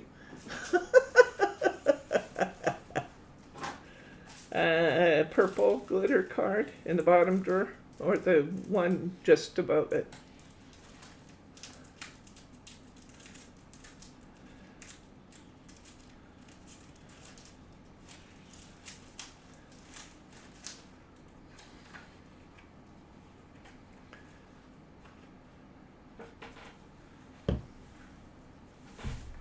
If I don't, it's okay. Blue, golden, champagne, and silver. I saw a piece of purple mirror board there. If you give that to me, I can pretend it's glitter card. This size good? Yeah, yeah, that probably will get me done just fine. Thank you. Okay. I couldn't figure out, oops, I just stuck my finger in the Stickles. I couldn't figure out, no finger in the Stickles. Yeah, you're a little too late, Betty. I just did it. I stuck my finger right in it. But it still looks okay. It actually was a light enough line that I'm going to get away with that, okay. Now it's done. I couldn't figure out how come I had a card left here. It's because I wasn't finished. Okay, now let's look at our next packet of cards here. Ooh, I love this one. Oh, I didn't match these yet, though. Let's just match these with their respective cards. So this one goes with this one. This one goes with this one. This one goes with this one. This one goes with this one.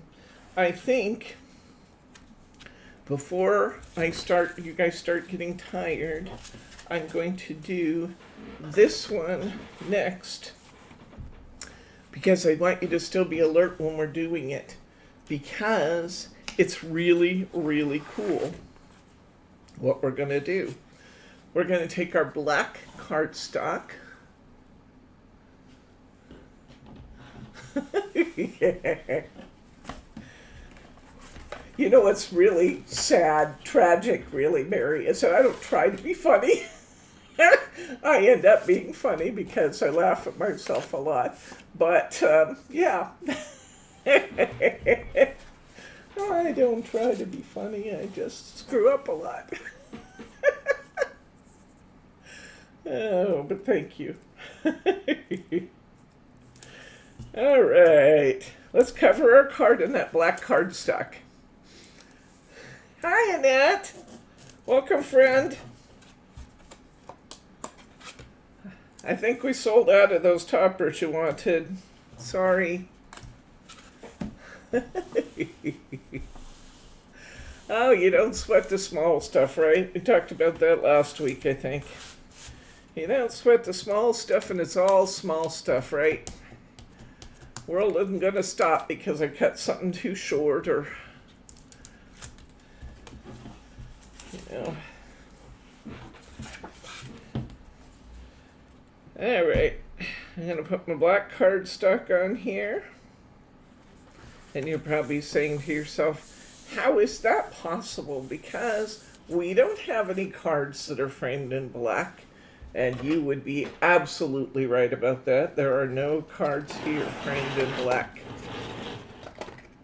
In your kit, you have a magical paste. Yes, I'm telling you, it's magic. You shall see. I'm going to use this little scrap of black here. You guys have different colors in your kits because 3 different colors all looked good. And I had to use different colors to make enough kits. So, open up your bottle, whichever it is. This particular bottle is called Golden Blackberry. When you get inside, there's this little inner cap. Save that. You only need a tad of this stuff. I've had mine open before, so that wouldn't work. When you first open yours, if there's some on the cap, just put that on your finger. I get a tiny amount on my finger, just like that, just a tiny amount. I put it on my black. Rub it out good. And look what I get.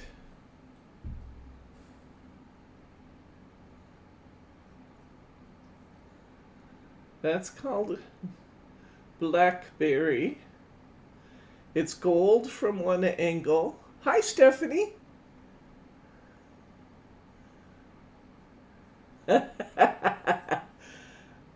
It's gold from one angle and purple from another. Isn't that amazing? And it goes on white. Figure that out. Okay. Next, let's look at the next color.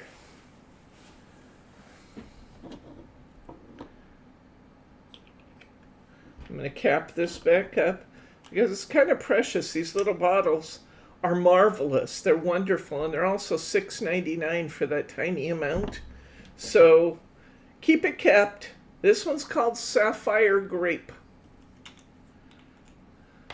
Just showing you the different colors you might have in your kit.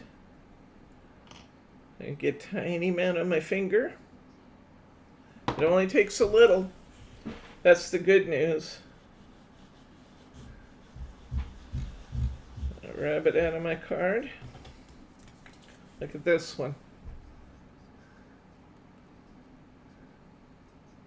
It's the one in the middle. And it is either blue or purple, depending on the angle.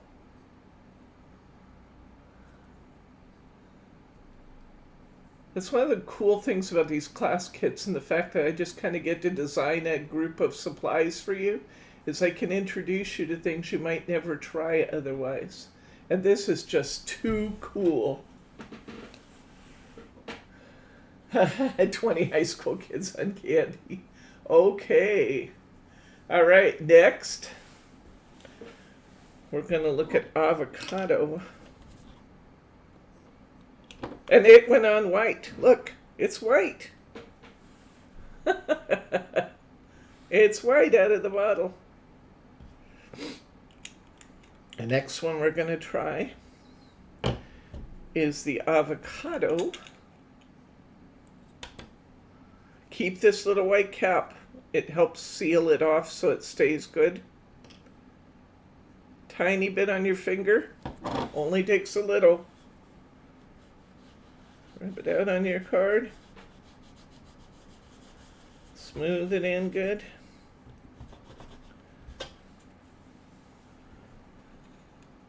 Avocado.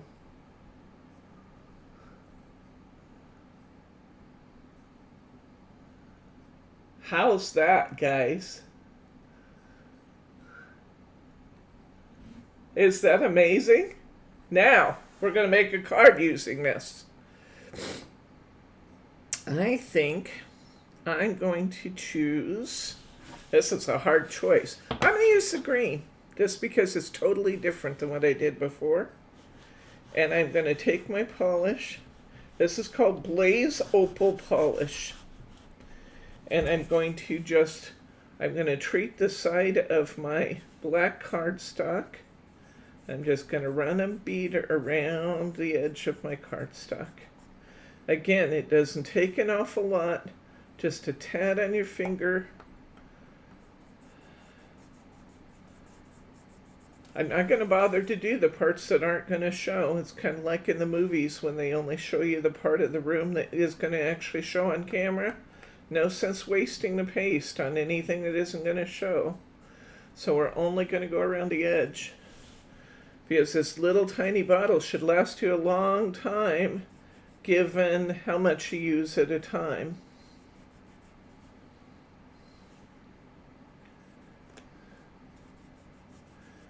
Anywhere it looks white, keep rubbing it out till it doesn't do any good to have extra. In fact, it actually detracts a bit if it's thicker in an area. So rub it out. If it looks white, don't let it stay looking white.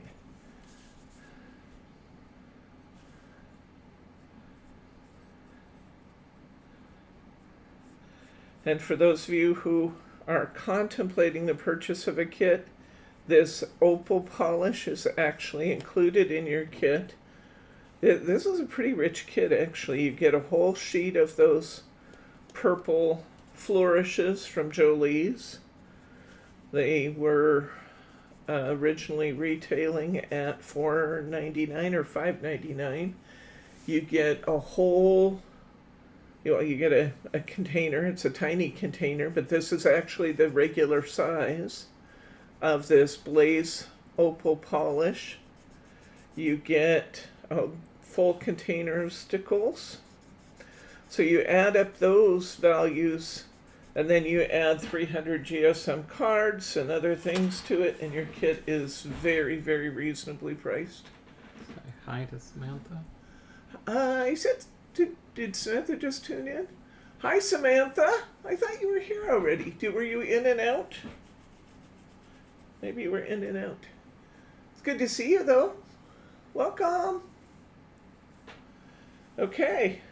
I'm just going to take my baby wipe and wipe. Oh, actually, I'm a little premature here. I was wiping it off my finger, Wait and do it later. We're going to actually put some on our dragonfly sticker we're adding to this card too, but we're going to do that in a bit. Oh.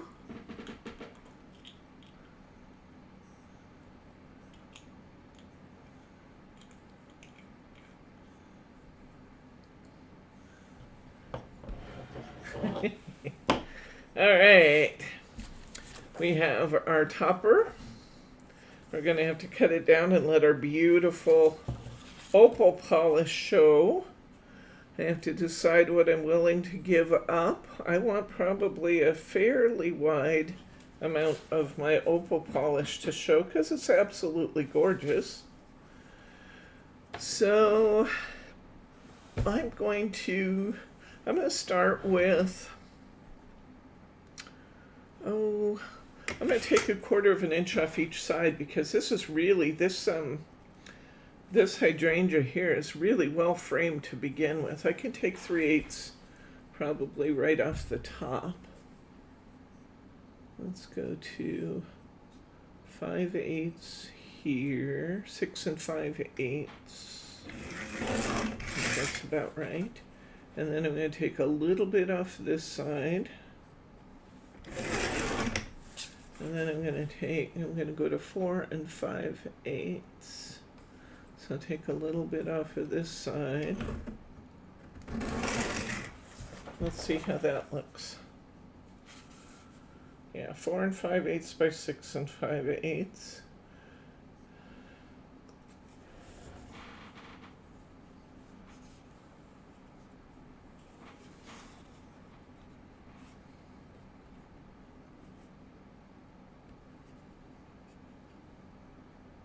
Isn't that pretty?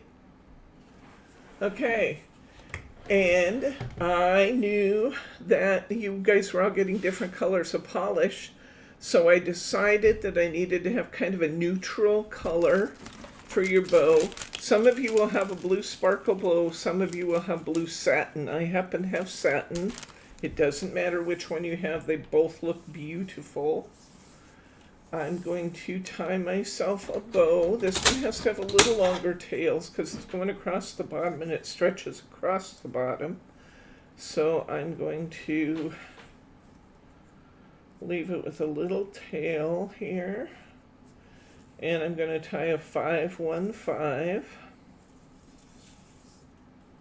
If you haven't taken my bow class, you should take my bow class. I can put another one on the calendar when we start having enough people that haven't had it yet or that want it again.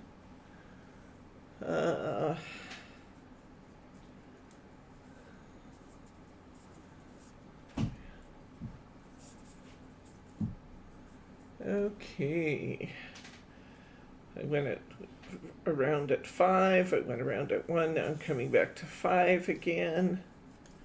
I'm going to put the tail down through the hole.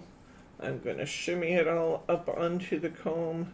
I'm going to come through the comb at 0. I'm going to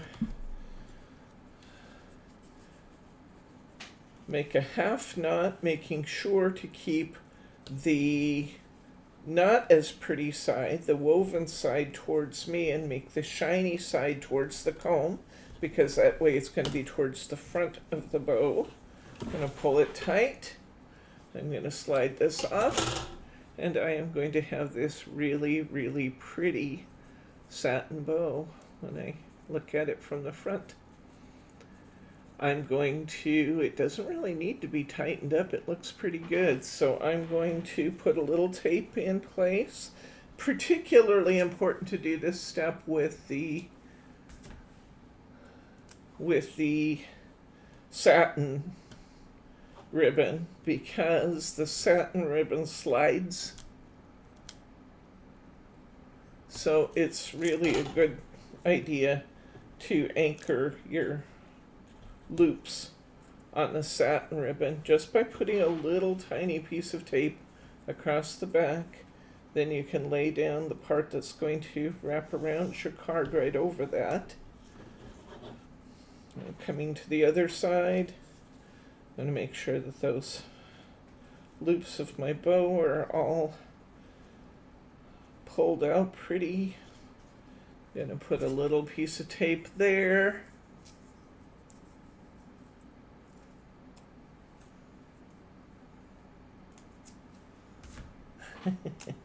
Oh, here's another example of that tape not necessarily behaving well. It's off on my finger, but now it's on the ribbon again. And we will move that satin piece over the top. I want these to lay out straight out from the sides of my bow, so I'm moving this one just a bit. Okay, now I'm going to put a piece of ribbon right across the top, or a piece of tape right across the top of my ribbon. Don't listen to what I say, listen to what I mean.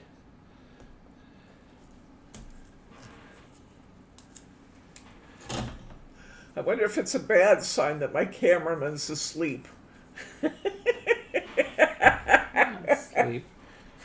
He says, I'm not asleep. Do you want to learn about pivot tables? Oh, okay. Well, good. Have fun with that. He says, I'm not sleeping. I'm learning about pivot tables. Whatever that is, I'm sure it's fun.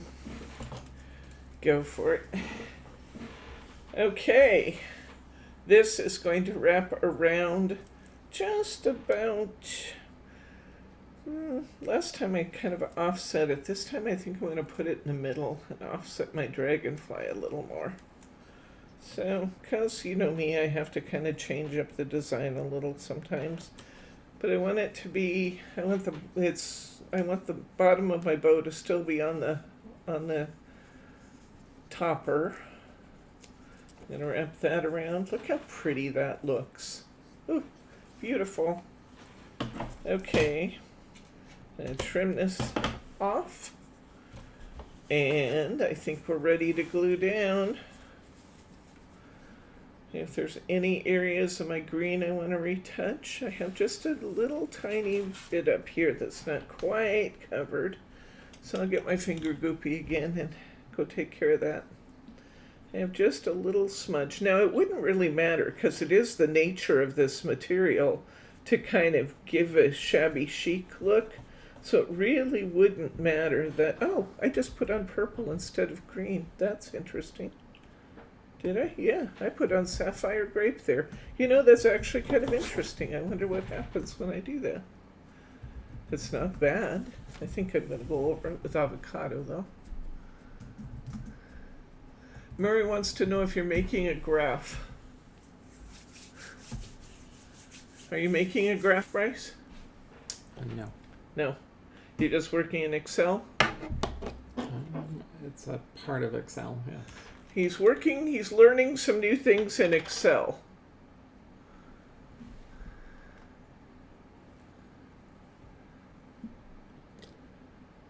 Okay. I'm going to go over my green, or my purple with a little more green. But that actually was kind of an interesting effect, though. If I weren't demoing, I might have gone with that and actually run a little bit of purple here and there around over the top of the green to see what it looked like. But, okay. Now, I'm going to put my cap back on because we talked about the fact, now, which one's which? This is avocado. Let's go with avocado. There's the cap to that because it's in the bottle. And let's put the purple back where it belongs. Okay, now I'm going to put my card topper on my card, and I'm going to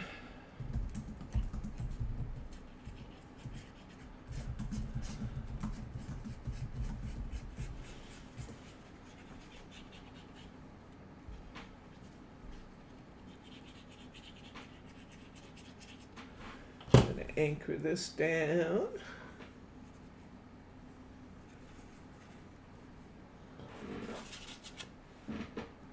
All right, and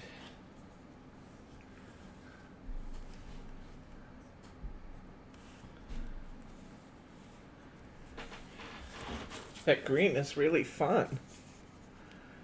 I did my other one. I'll show you the difference between the two gilding polishes when we're done here. But I did my first one in the blackberry, and you know the grape was going to be good. And then this one is done in the avocado. So all three of these polishes are going to be really cool. Okay, we need 2 of our chipboards off our sheet. At the top we have BU with dragonfly, and we're just going to put that in the upper corner like so. Oops. Let's get up there. Just wanted to make sure I was getting it straight. And then we're going to take this beautiful dragonfly off our sheet, and we're going to position him coming. How do I want to position him this time? I think I'm going to bring him at a different angle this time. You guys don't care, do you? Okay, he's already got that beautiful blue from that's out of the ribbon, but we're also, I want to put a little bit of my avocado.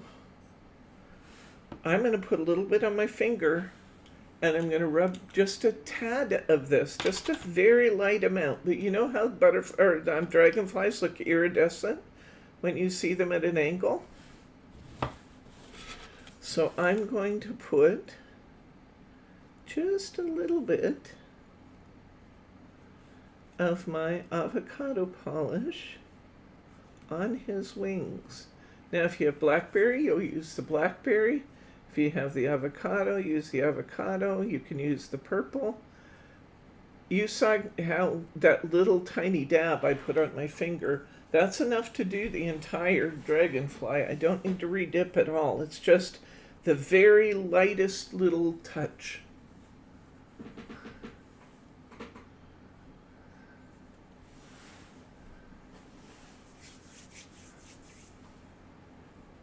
Thank you guys.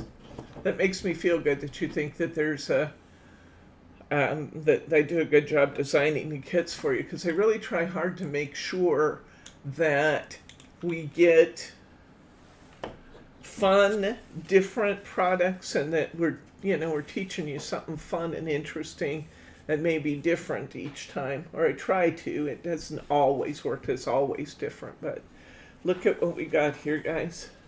Now watch the dragonfly. It's purple straight on, and then it changes as you look at it, just like a real dragonfly does. Isn't that fun? We still have a little Stickles to do.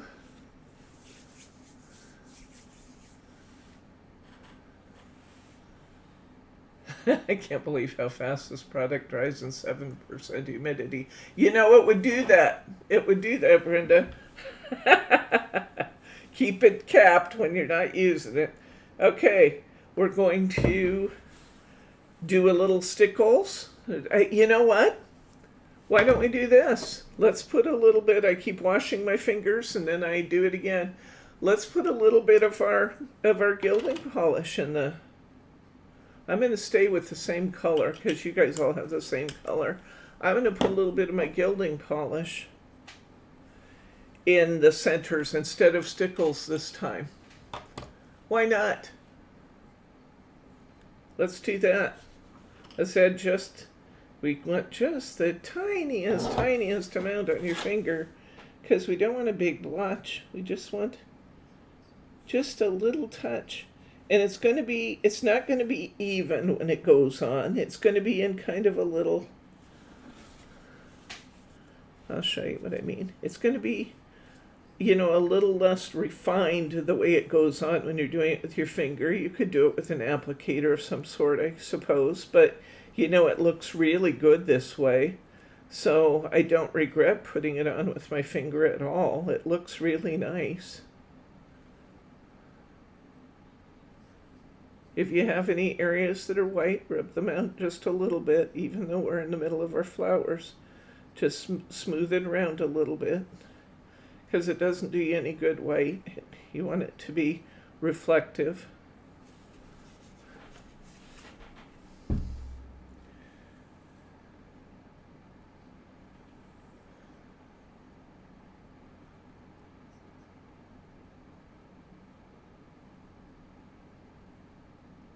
So you like that new material? Is that fun? It's really fun, huh?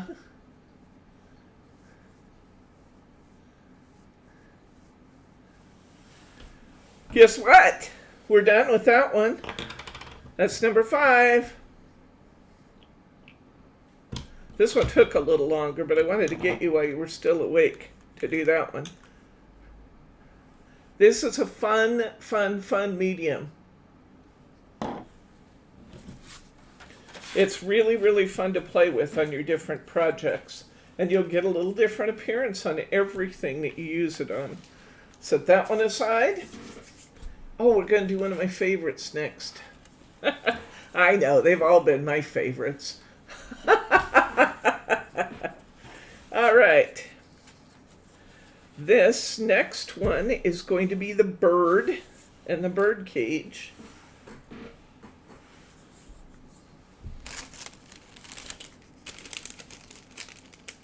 Oh, she did put it in there. I thought for a minute Brittany missed something. Brittany never misses anything. I miss things, but Brittany doesn't miss things. We're going to cover a card in our purple cardstock. In our purple, well, yeah, we're going to cover it in the glitter cardstock. Let me say that. In glitter cardstock. Not quite big enough to do that way. I'm glad you like it. It's fun. It's fun. I just got materials in to do a new project. I want to try using the Stickles gel. Yeah, I showed them to you when they came in. The Stickles gel are the ones that have sequins and stuff in them. Picture this. Now, I should try it before I tell you what I'm going to do.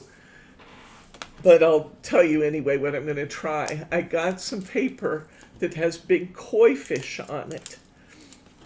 And I want to try doing that Stickles gel that has the sequins and stuff in it. I want to try doing that on the koi fish. I think that would be really fun. So I'm going to try that, and if it works out well, it will be coming to a classroom near you soon. If it doesn't turn out well, we may never speak of it again.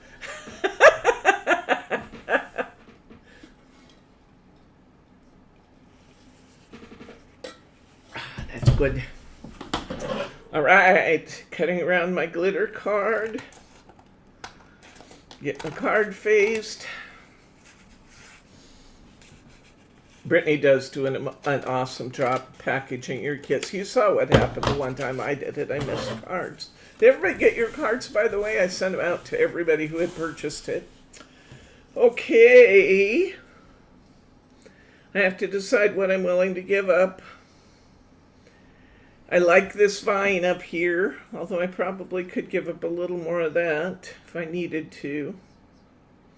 But I think what I did in this one was I took it from the bottom and the top.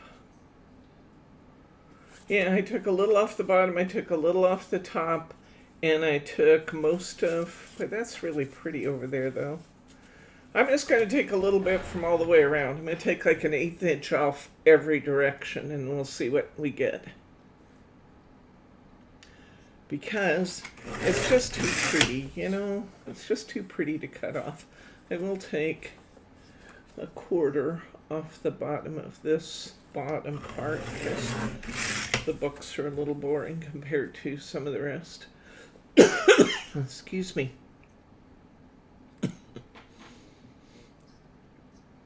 4 and...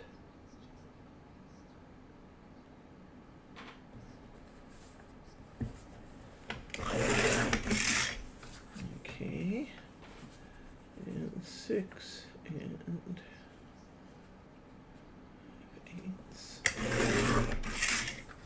All right, let's see how this looks. All right, a little bit more off of the side. So this is going to be 4 5/8 by 6 5/8, Brenda.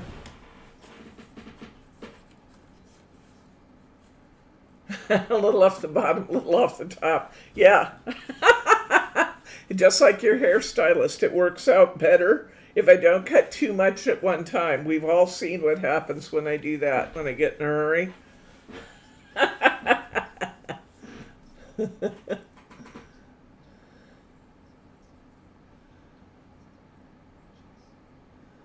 Yay! I'm glad we got your kit to you in just a few days. That makes me feel great. We try really hard to get your kits right out the door, especially since we know we've been running pretty close to the wire in getting the kits done before classes. Good news, I have next Saturday's class done and available for anybody that wants it. They're so cute. I think I told you that when we first started, but we have a few new people since then. I have just 13 of them remaining at this point. They are snowman cards that look a lot, I mean, they have kind of the same flavor in a way as the Halloween cards that we did. It's the same kind of layering toppers. They're those easy 3D toppers. So very cute. The snowmen are about 3 inches square, the toppers are. And they're so cute. I'll show them to you when we're done. But don't wait to buy them. If you want one, get it soon because there's only 13 of them. When they came in, I meant for them to get set aside for classes, but they got listed, so a few of them sold off before the kits were made, and I was able to make less kits. So, okay, we have our topper on our paper. We're going to build another little topper here. So let's get our Live Life in Full Bloom. It's in the lower left-hand corner. And we're going to put that on one of our scraps of mirror board. And we're going to cut that out with a little border around it. So it will match our outer border.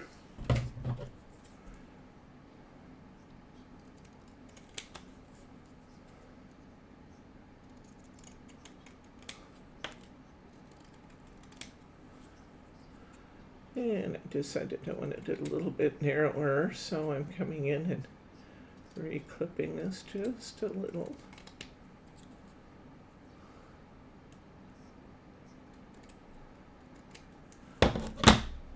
It looks pretty even. I'm going to put some foam squares under it. We'll put this at the bottom of our page.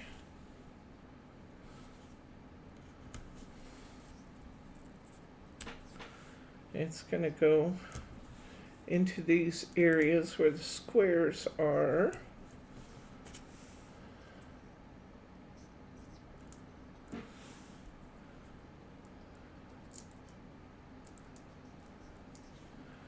There's just something about this card that just appeals to me. I really, really like it. Maybe it's the openness of everything as compared to the floral patterns, which are gorgeous. This one's just a little bit more open. And maybe that's why it appeals to me in this collection, is that it's open and airy and kind of whimsical with the bird looking at the bird cage. Speaking of the bird, I'm going to pick the bird up right now. And I'm going to position the bird so he's kind of sitting here looking up. His tail is just almost touching the outside of the paper. Then I'm going to get my bird cage. And I'm going to pop that on about, I don't know, about maybe a ½ inch up on the purple flower. Just above, just right about kind of in the H. And in our little supplies packet, there is an ever so tiny little sticker in here. That is the chain for your bird cage. I put a little chain sticker here.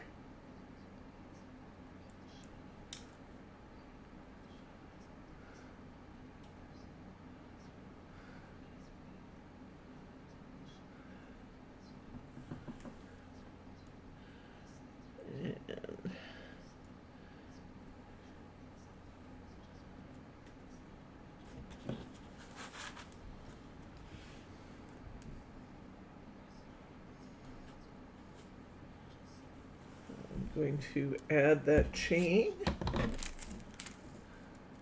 Last time I ran it behind.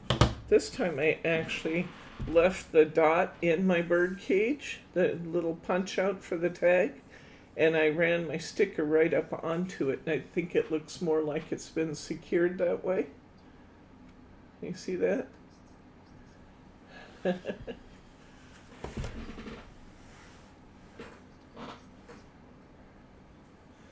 Okay, I do think my bird cage is just the tiniest bit crooked. There we go. I like that better. I'm just kind of whimsical with the bird looking outside, looking up at the bird cage. I like that. Time for some Stickles. We're going to, this time, I'm going to put a little bit, I'm going to take the Stickles and I'm going to make a fine line down the veins of this branch right in front of the bird. The bottle's getting empty. Come on.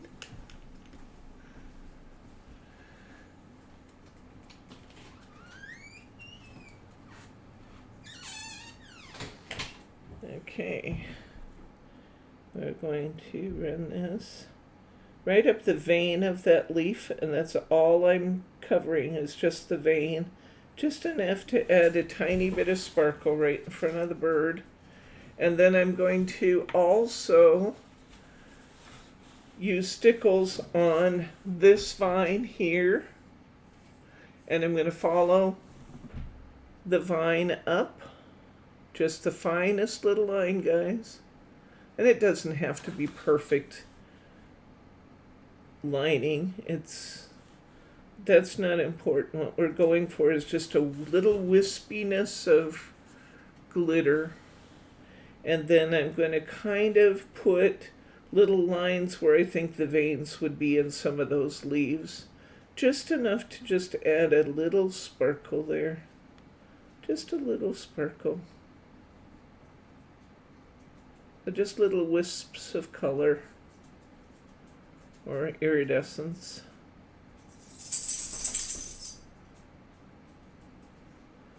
So I kind of take it out onto the leaves, just a little wisp of color there. Okay, it's done. Let me see if I can. This light in front does help kind of catch some of the glitteriness a little bit.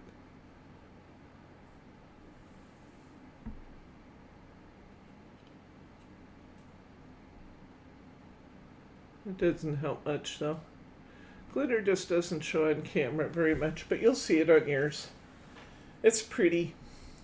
Okay, that one's done. Put that off to the side. We have 2 to go. Just 2 left. Let's do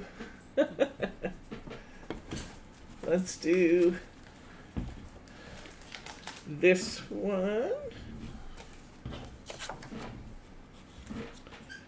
And this one. Oh, I might not even. I should have another. Mirri wants to know if there's going to be show and tell at the end. Oh, yeah. There will always be show and tell at the end. I'm going to show you my new snowman cards. We'll take a quick look at our bows. Our bows are just going to be such fun, guys. If you haven't gotten your bow kit, I know not many of them have moved out the door yet. Get your bow kits. It's just an exceptional value for what you're getting. I know that you guys rely on me primarily for paper crafting, but trust me when I say you're going to end up with some fabulous skills coming out of this bow class. You're going to learn to tie such pretty things. You're going to like it very much, and your packages are going to be beautiful. See, I catched a little Halloween reference there. You're going to be beautiful. Okay, I got my purple cardstock. I got one of my 2 last 5x7 cards. I'm going to use one of my pieces of mirror board on this one. And we're going to use lots of our pieces of chipboard, so we'll just start with this. I'm going to cover my card in purple. So I'm going to do that first.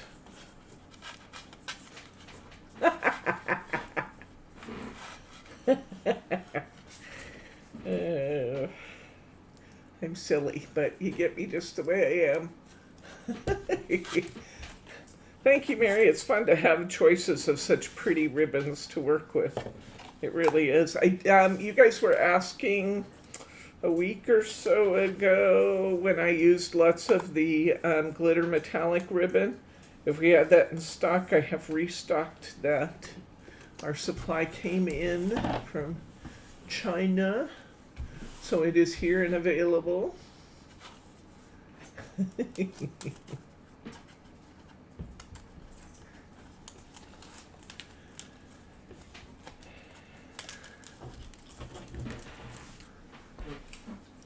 So like this purple, I think we have this purple again. We have, I don't know if we got the pink. I think we did not get the pink. Instead, we got kind of a rose gold this time. Okay, gonna cut this down. As soon as I find my scissors, we will have our card topped.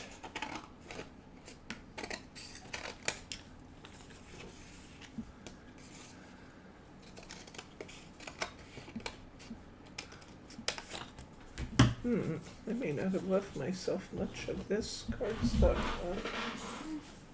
Pull back one of my other pieces here. See if we have.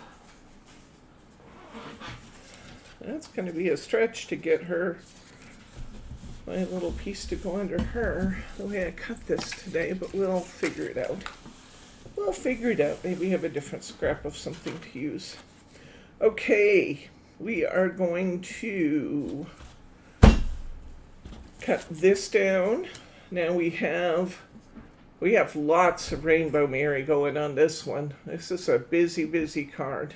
Hopefully not too busy. I like it though. I think it's fun. I'm going to cut this down, and I think it's safe to say we're going to go to 4.5 by 6.5 because we're running our mirror board in between two. So let's do that. And you really don't see an awful lot of this background, but I think I'm going to take this part, and we have to cover up that beautiful dragonfly this time if we put the tag on. Here's an alternate design if you want to retain that dragonfly. See, we have the beautiful dragonfly coming up here and the hydrangea here. That's really a pretty piece to have to cover up. It killed me when I did it. If you wanted to, you could move this tag over here and leave the lady off if you wanted to. Just trying to look for design ideas. This is the way I did it in the sample. I want to give you a good look at this. And then I'm going to try doing it the other way this time, because I want to see if I can keep that dragonfly, because I really liked the dragonfly.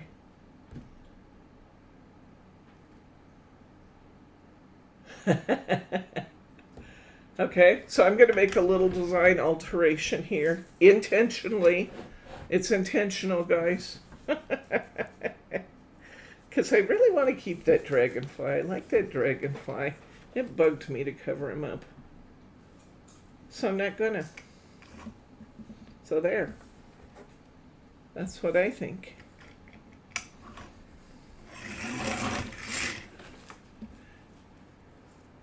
And I'm going straight to 4.5. Keeping my dragonfly. Then I'm going to surround this with mirror board. So if that was 4.5, I'm going to cut this to 4 3/4 by 6 3/4 to start. We'll check that and see how that looks. That might be just a little long. The mirror board on the purple is really pretty. It's just that really fine line of purple again. I do like that. I think I'm going to take just a tad more off my Mirri, just less than 1/8 of an inch probably.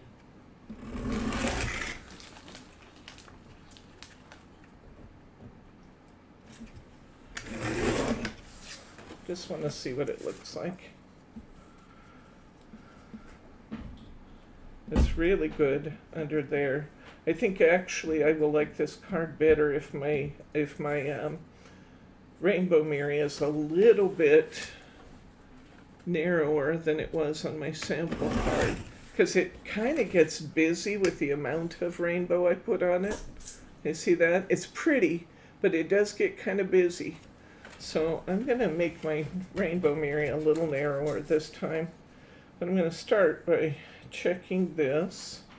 I like the way that looks a lot. I really like that actually. And then I'm going to check that against here. When I trimmed my rainbow down a little bit, I get a little wider purple margin. And I like that a lot. This is the margins I'm going to go with this time. I like that. I think that it's a nice change. Yes. The rose gold ribbon, 25 yard metallic glitter ribbon, 5/8 rose blush. Yes. Rose blush. Yeah, I think so. Look at it and see if it isn't kind of a rose gold color. I'm answering you without looking at it, Marianne. I should never answer questions without looking, because sometimes I don't answer correctly if I do that. So look at it and see if it looks rose gold. The colors, you know, your monitor colors can be a little different, but the colors when we put them in are really true to the actual product colors. Very seldom will you get something that, if your monitor is as true as our camera, that it looks totally different when you get it than what you see, because we're really careful with our photos to make sure our photos are really reflective of what you're going to get. We try really hard to do that. In fact, we correct one another if we think something doesn't look quite right. It's a-okay in this environment to say, no, I think you brightened it too much, or no, I think it needs to be brightened a little to get to the right color. We do that with each other, which is good. Quality check each other. Oh, I almost glued this down. I don't want to do that. I need to put a bow on it. So here we go. Let's put a bow on it. That's going to look good. That's going to look really good. I'm glad I changed the design, and I'm keeping the dragonfly. I really like that. I could keep the dragonfly or the lady. And or I could keep the lady, and I could do away with truth. Beauty is truth. I don't know. In this, I really like the beauty is truth. I almost made a political comment there. I'm not going to do that. That's a bad time to be making political comments, so I will restrain myself. Okay, let's see. Let's see. Okay, so I'm going to go 5, 1, 5. Oh, fun. Hopefully, though, regardless of your political leanings, I hope everybody's getting their votes in. We're on the final countdown here, aren't we? Yeah. It's Saturday, and Election Day's Tuesday. I'm glad we have mail-in voting in Oregon because we were able to. We got our ballots and we sat down the other night and threw them and took them and dropped them in the drop box and all done.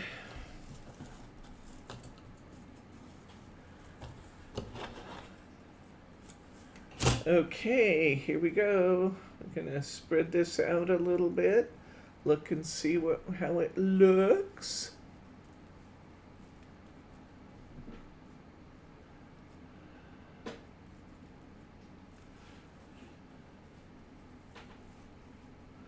Okay.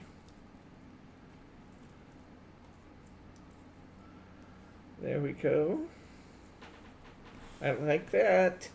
I'm going to cheat and put a little bit of tape on the hold my loops in place on my bow. This ribbon, this sparkle ribbon, does hold its shape really well, but it never hurts to put a little extra tape on the back. Just a little. Make sure it stays where you put it. Fold my wraparound edge over the top of that. Open up this side. Spread those loops out a little. Put a little bit over that side. Can you guys believe we're almost getting there? Did you get Jordan's mailed out yet? Yes, I did. I got it mailed to her. She received it. She called me. We talked about some of the local initiatives. And she is supposed to be, she really wants to make sure her vote gets counted. So she's express mailing it back to me, which will cost her a fortune. But she really felt strongly about having the opportunity to vote. So she's going to express mail it back to me, since we didn't know whether the polls could accept express mail. She's express mailing it to us, and we're going to take it and put it in the drop box for her. So, yes, we did get Jordan taken care of. She was really disappointed that the absentee ballot she requested didn't show. So, and since her ballot did show here, we just took care of it that way. You know, it's hard with these military families because they move around a lot, and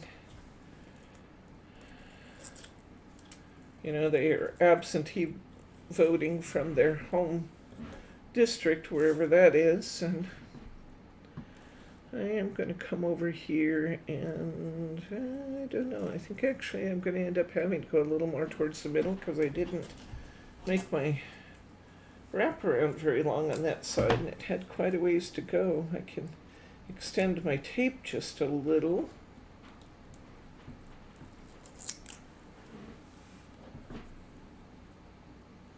Hey, you are right. You are right. Yep, that you can't you can't put a price on freedom, can you? I agree with you entirely.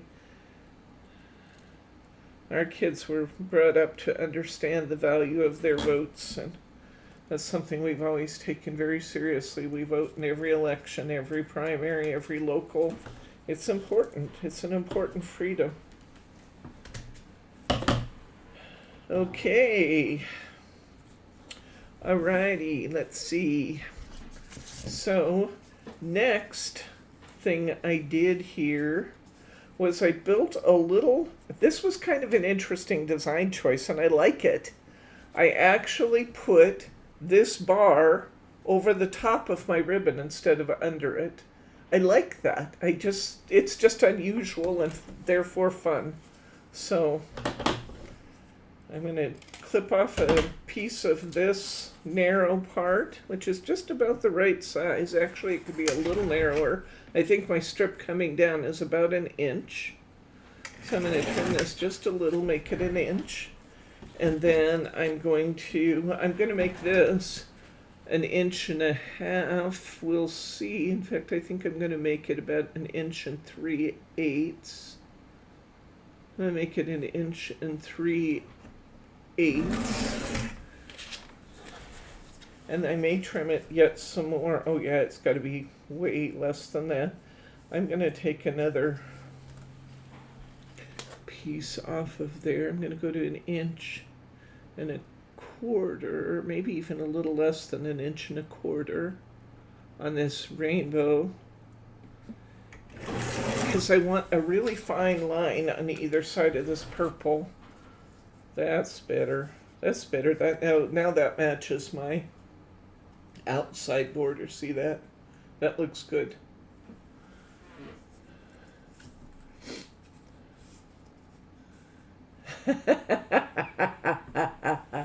And Ed's playing the Monster Mash. She says for the 200th time, it never gets old. It was a graveyard smash. It'll get on in a flash. Because it's the Monster Mash. No extra charge for the singing, guys.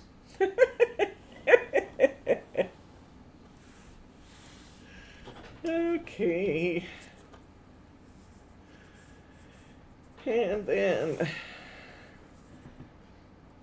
I positioned this. I could really go either way. I could go clear across my topper to the purple, or I could end at the end of the first layer. I think just for the sake of ease, I'm just gonna glue it and clip it right here. I think that's still gonna look really good. I like these narrower borders a lot. I really like them a lot this time. It was a good decision to go a little lighter with the rainbow. I love the rainbow, Mirri. I think it just grabs you and pulls you in. But because it's very, very bright, sometimes, a little's better than a lot. And I kind of got a lot. Sing some more, Debbie. That is not something I ever hear, Mirri.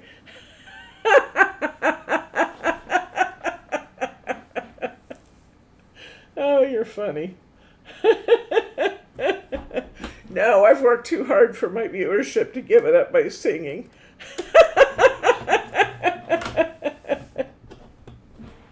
Oh, you guys crack me up.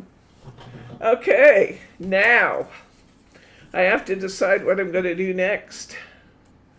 I'm going to, I could, because I want to retain my dragonfly over here, I'm either going to use this one or I'm going to use this one. What do you guys think? Should we use the lady or should we use the beauty is truth? What do you guys think?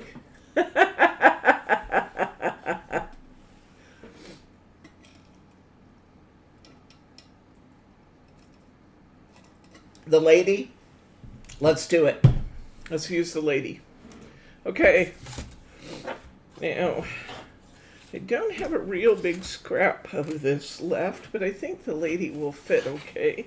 I'm going to just make her a little narrower because my scraps are narrower, but it's okay. I'm going to position her on my purple. Oh, that's actually going to fit really nicely.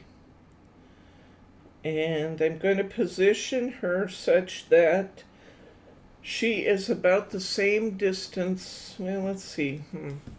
Oh, I probably better give it a little bit more. I want to put my corners in because I thought my corners were cool.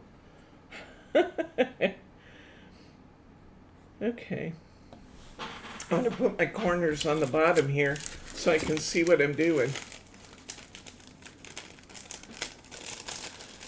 Oh, Mirri says Betty voted first, Mirri, so she gets the call. We're gonna do the pretty lady.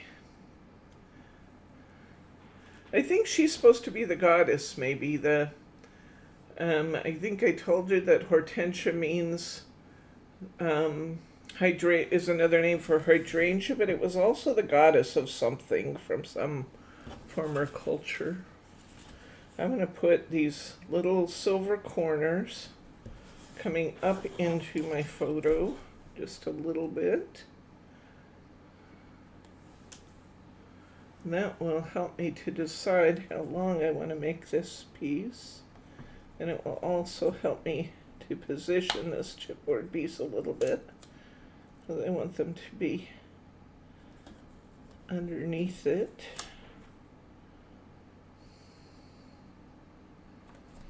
Okay. This actually can look pretty good, I think. It's going to be very different, but I like it. I think I like it. We'll see if I like it. I think I will. I don't know.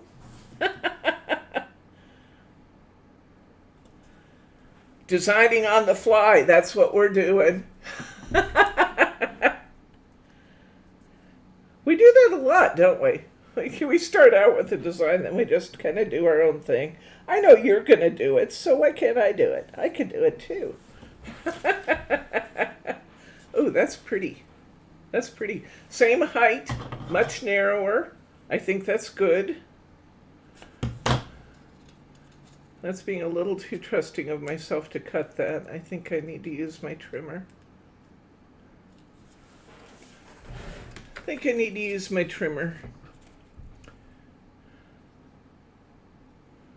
So I get a nice straight cut. And I need to cut a little bit more off. And I like that. Okay, now I'm going to position it on my mirror. And I'm going to give this narrow margins like we did on the other, because that's going to look good. Yes, it is. That is going to look fine. Going to glue this down. Did you guys see Mary's Halloween greeting out on the website? She sent us a Halloween card. I posted it on Facebook. Bryce took our Halloween cards that we did in class to work. Did you give those to everybody? Mm-hmm. But did you get any reaction? Several people said thank you. Several people said thank you. His workplace isn't really so much into cards, but I'm glad they liked them.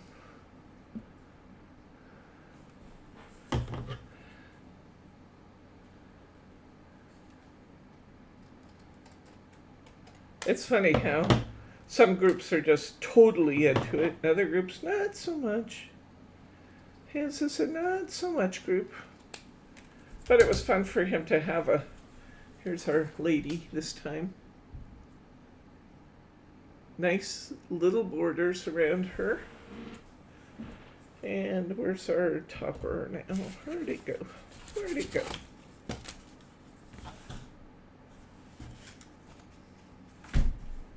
Here it is, clear over here. How'd I do that? Oh, that's gonna look nice. That's gonna look really nice.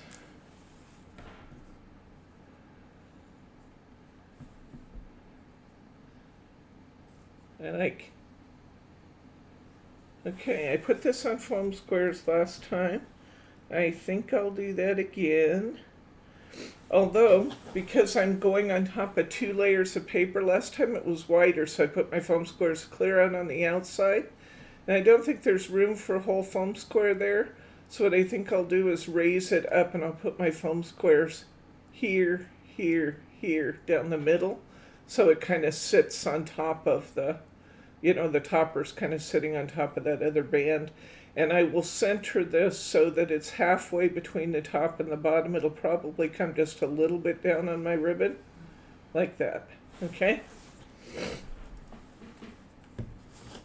Alrighty, let's put some foam squares under here. Can you guys believe we're almost done? We have one more card to do.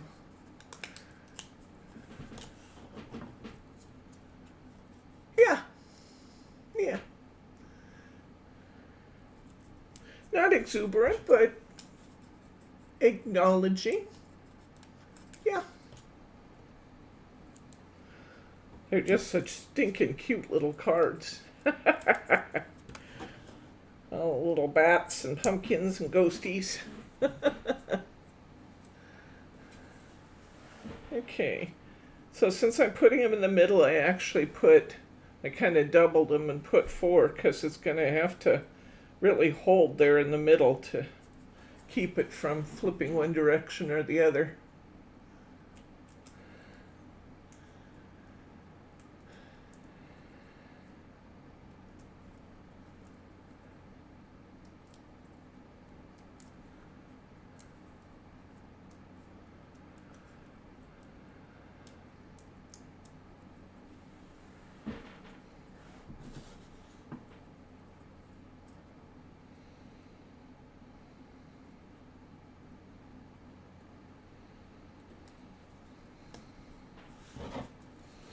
Okay, so we got all that going. We need to find our little butterfly to put on the corner of our tag. Somewhere there's a little tiny butterfly. Okay, this is the one that I used there. And now I gotta ask myself, do I still want it there since bottom peeled off. I'll have to glue it. Do I still want it there? I'm not sure I do. I'm not sure I want it there. Let's see.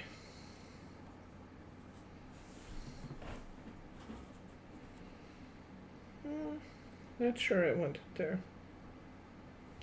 I do think I want to embellish my dragonfly in some way, since it's now kind of a focal point over there. I'm going to look at my beauty as truth. I'm not making a big old hopper out of it, but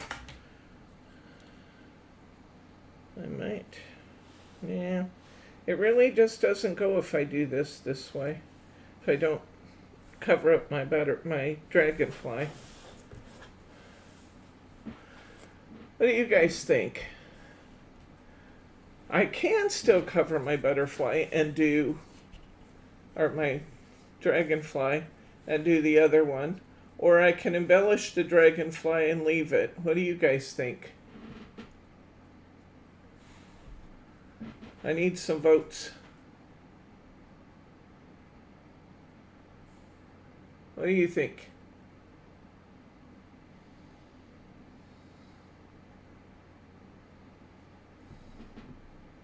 Embellish it and leave it? Okay, let's try it.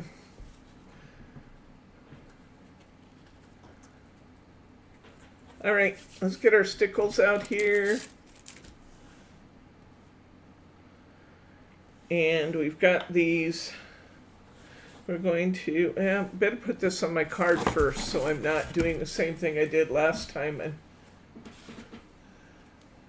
put the opal polish. That's a good idea, Betty. Let me get a little applicator and we will embellish with the opal polish. That's a great idea. Let's do that. I like that idea. We'll embellish with maybe even Stickles and the opal polish. I don't know. You might have to try it. I don't know. I'd have to do the opal polish first and then outline with Stickles maybe. I'm going to find myself some kind of little applicator to use.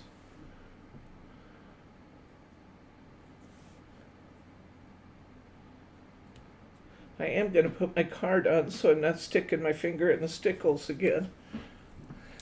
Who says you can't teach an old dog new tricks, huh? At least I won't do it twice in one day. I'm not going to say I'll never do it again, because I will. I know myself too well. Okay, so we're going to put on opal polish. Let's see. What have I got right here to use for opal polish? I'm going to get myself... I'm going to disappear off camera for 1 second. I'm going to grab myself a little applicator of some sort. Whoa. Oh. Excuse me. Let me go behind you. You're fine. I'm going to go behind you. Okay, let's see.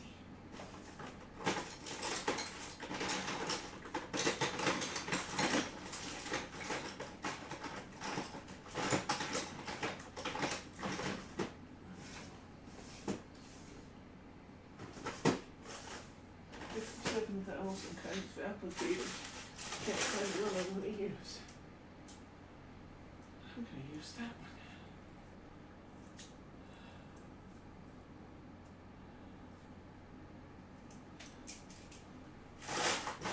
Okay.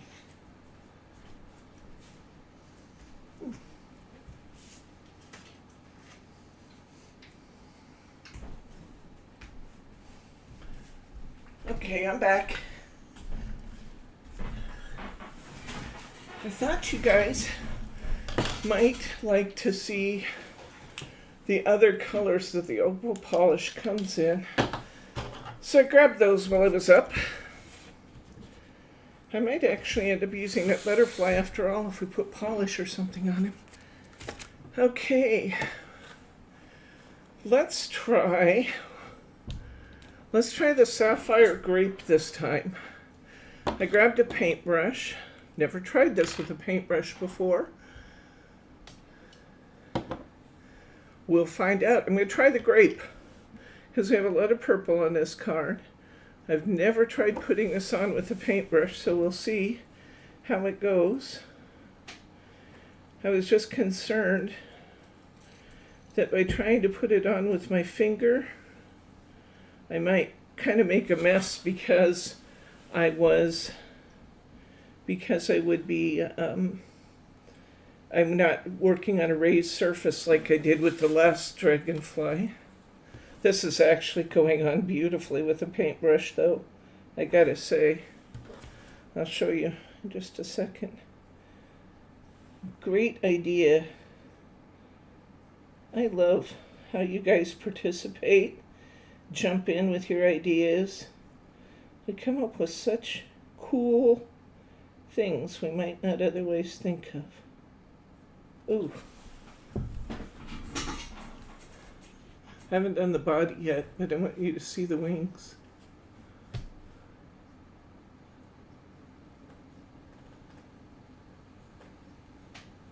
Trying to get the angle right to where you can see that change again. See that? Isn't that neat? That's neat. I'm going to do the body, just a little tiny line down the body.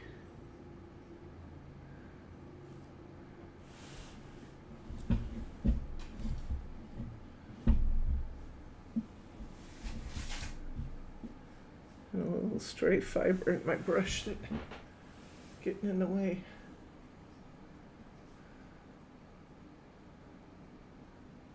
It actually needs to be cut off. It's a longer one.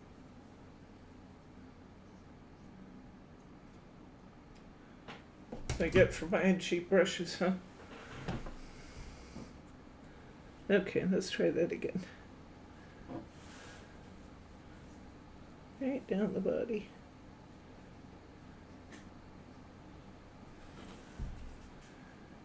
I was trying to go so light I don't think I touched the bottom of his body.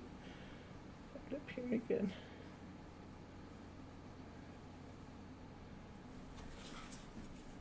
Oh, got it that time. Okay. Now that we got that, wipe this off my brush. I do like that. Oh, I'm going to put a little bit on this butterfly and see if I might want this butterfly back in the action now that we decided to put this polish on. Oh, he's so shimmery and beautiful now. Wow. It's amazing what that polish adds, just the tiniest amount. Ooh, it's pretty. Okay, I got that. I want to try, I'm going to try putting a little bit of Stickles now around the outside of those shimmery wings. And we are going to end up with something truly original. Just a fine line of Stickles now. I don't know that I will run the Stickles down his body because I do have that tiny bit of opal polish, and I think that's going to be pretty. Oh, oh boy. Oh boy. Hi, June. Welcome. Wow, we still have one more card to go after this, so you're okay. Oh, we're just redesigning this card that I did entirely. We are now, I don't know how I think I'm going to pick this up when I fully embellish this on the table. Well, you think about these things after the fact. Ooh, that's pretty. Now, maybe I want the butterfly to be right in here with oh, I got these words here. I'm going to put the butterfly right over the top of those words in the middle. I have to put a little glue on him because I peeled him off of the adhesive when I picked him up. I'm going to put him right over the top of the words there. Should have gone the opposite direction. And I kind of sent him on a flight path towards the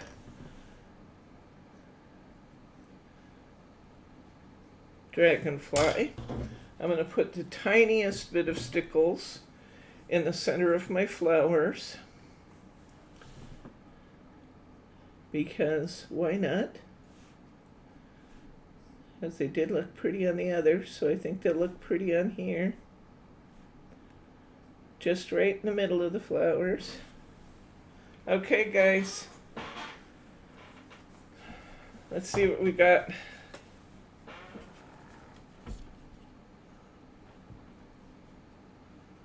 They're very subtle, but they're beautiful.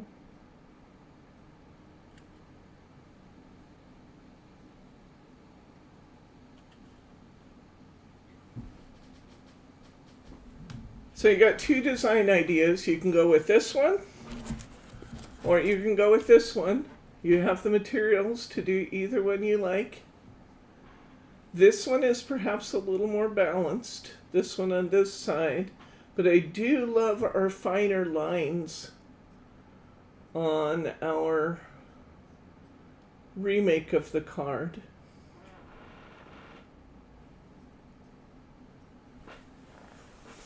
Okay, let's do our last card. We have one left to go. Thank you, Mirri. Yeah, if you guys are liking this class and you think it's useful, give me the thumbs up if you would, please, because that helps me to know that I'm on the right track and you're enjoying what we're doing. It also helps us on YouTube to get introduced to new friends. The more new friends we get, the more classes I can do. It benefits all of us. So if you would, I would sure appreciate it. Keep them coming, guys. All right, let's see. We got one left to go. This is a fairly easy one, all things considered. Thank you, Mirri. I love the 4 thumbs up. Woohoo!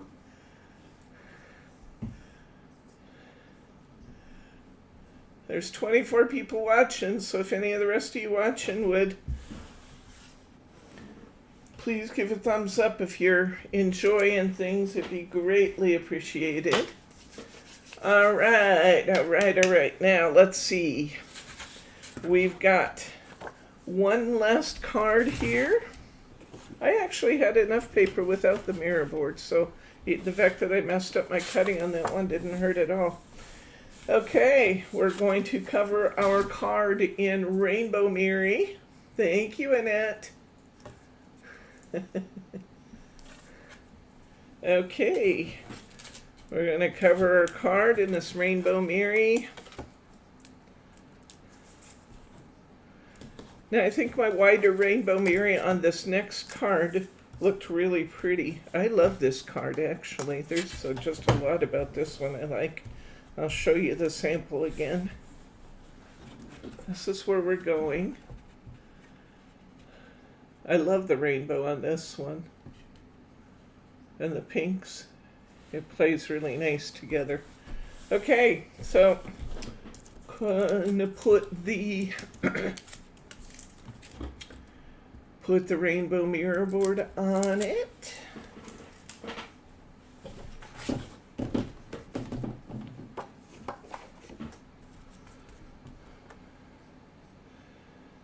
I'm going to state the obvious for those of you who are regular viewers, because I've had some questions from some people who are watching after the fact who want to know, well, where do I get these kits? How do I go about finding these supplies? In the description for this class, there's a link to our store, www.simplyspecialcrafts.com. If you're looking for the class kit, there's a link directly to the class kit, and there's also a if you go into Simply Special, the top couple categories will really help those of you who are new and those of you who are coming in from YouTube. The very first category is Brit's Bargain. Every week, Brittany selects one or more products that are highly discounted for 1 week only, and they're usually discounted by half, sometimes more, sometimes less, but that's kind of the average that we work towards. And that item is on sale for a 1 week period, and that's what we call Brit's Bargain. And you can find out what Brit's Bargain is in our weekly What's New Wednesday segment. That's also where we're going to introduce you to new things coming into the store.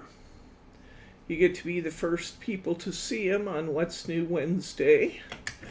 So that's how you know about Brit's Bargain and what's new coming into the store. Class kits, you can find class kits for prior classes if they're still available. The next segment under Brit's Bargain is live stream classes. That's today's class plus whatever is coming up in the near future. That's what you find in the live stream category. And under that, you'll see kits for prior videos. And if you want to go in there, that's where you would find the kits from prior videos that we've shown on YouTube. And so if there's a particular kit you're looking for, you might find it there. And then in addition to that, we have some 10,000 products available in our store, so you can find a wide array of things. Now we're a little tiny family business with not a terribly sophisticated website, but you can, we carry an amazing array of things for a little tiny business, I have to say. And if you can probably search through the categories and subcategories and find about anything in paper crafting. If you have any trouble finding it, you can always write to me, info@simplyspecialcrafts, and I can help you find something. Or you can, one of my recommendations is that if you enjoy these videos, you sign up for our newsletter, because our newsletter has links to all of the products we've used and talked about in each segment. So that can be useful. You would anticipate, I don't sell your email, and I don't spam you multiple times a day, but you should anticipate that because we do several videos a week, you would probably receive an average of 1 email a day from us. That's what you can kind of anticipate for volume if you do sign up for our email. There's also a link to sign up for our newsletter in the description below the video. So that's enough of the promotional stuff, but I just wanted to say, for the sake of those who may be watching later, because I am getting quite a few questions from people after the fact. sometimes I forget that people are watching these videos for months to come, and they may not all know us as well as you do. So put that little plug in there for how you get more information. I'm going to go ahead. I just cut myself a banner to go across here that's just about 1 1/8 inch wide. And I glued that down to my topper, which is it's 4 3/4 wide, 6 3/4 long. And I cut my banner to fit just on this part. It does go side to side on the card, just on this piece of paper. I'm going to get my bow maker out here. I'm going to tie a pink bow that is tied at a 5-1-5. If you don't know what that is, take my bow class. It is very helpful for learning how to tie remarkable bows for your cards. And we use this little bow maker tool in my hand. It's called the Embellishment Attic Bow Maker, and it is really cool. It's super fast and super easy to tie spectacular bows. Like everything else in life, it takes a little practice, but it's not too bad. Depends on the ribbon you're using. I don't recommend starting with satin usually, because satin's a little more slippery, and that makes it a little tougher. But like this ribbon that I'm using here, this is very user-friendly for newer people tying bows. Okay, we pull it off the front of our bow maker. I'm tightening it up just a little bit, and I'm going to pull the loop. There's one loop that tends to hide inside the bigger loop. I'm pulling that out, and I have a beautiful loopy bow. 3 loops on each side. I'm going to turn my bow over, and I'm going to cheat just a little bit, make those loops stay where I like them by adding just a little bit of tape to the back, and keep those bow loops spread out just a bit. Didn't used to do this, but I'm finding that it's useful. And a little piece of tape there. And where we're wrapping them over the card, then I like to just pull my ribbon out flat over the top of that tape also. And then I'm going to get another piece of tape to go on the other side here. This is our last card of the day. Hi, Kathy. 3 hours late.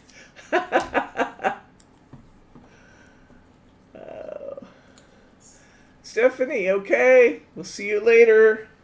Thanks for joining us. And Kathy, it's okay. You can see the rest on the rerun. It's just nice for you to poke your head in and say hello to everybody. So hello. And thank you. I think it's gorgeous too. It's great fun. It really is fun. It's a good kit. We played with all kinds of fun materials here today. I can't wait till you get to play with your opal polish, because I think that's the hit of the day. At least that's what I think I'm hearing, is that everybody enjoyed that fun and interesting new tool for your tool chest. Everybody, you might have gotten any one of 3 colors. They are all beautiful. Okay, I'm ready to put a piece of tape on here and tape this bow around our card. We are so close to being done at this point. We're going to put this down. And let's see, we're running, what's our total time, honey? It says 3 hours ago, but 3 hours and what? 14 minutes. 3 hours and 14 minutes. So we're going to be less than 3.5 hours to make 8 cards and do our show and tell. So not bad.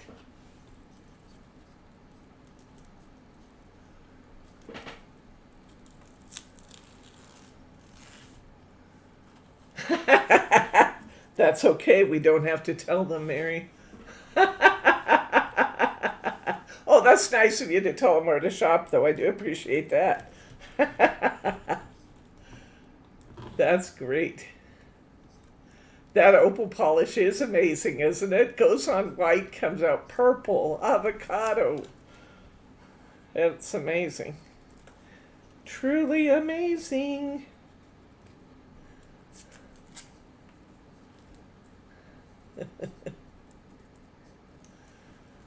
Wait till you see it in the rerun. You won't believe it. It's really a neat material.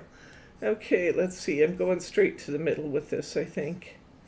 I don't know. I'm kind of a middle-of-the-road girl today. Sometimes I'm off to the left. Sometimes I'm off to the right. Today I'm a middle-of-the-road girl. There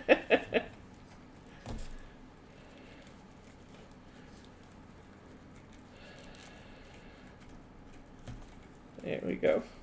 I tend to set a lot of things off center because I think that it's a little bit more artsy that way, but you know, it can go anywhere you like it.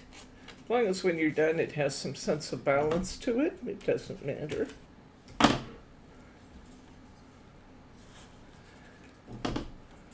Okay, so we've got our bow on and it's looking pretty.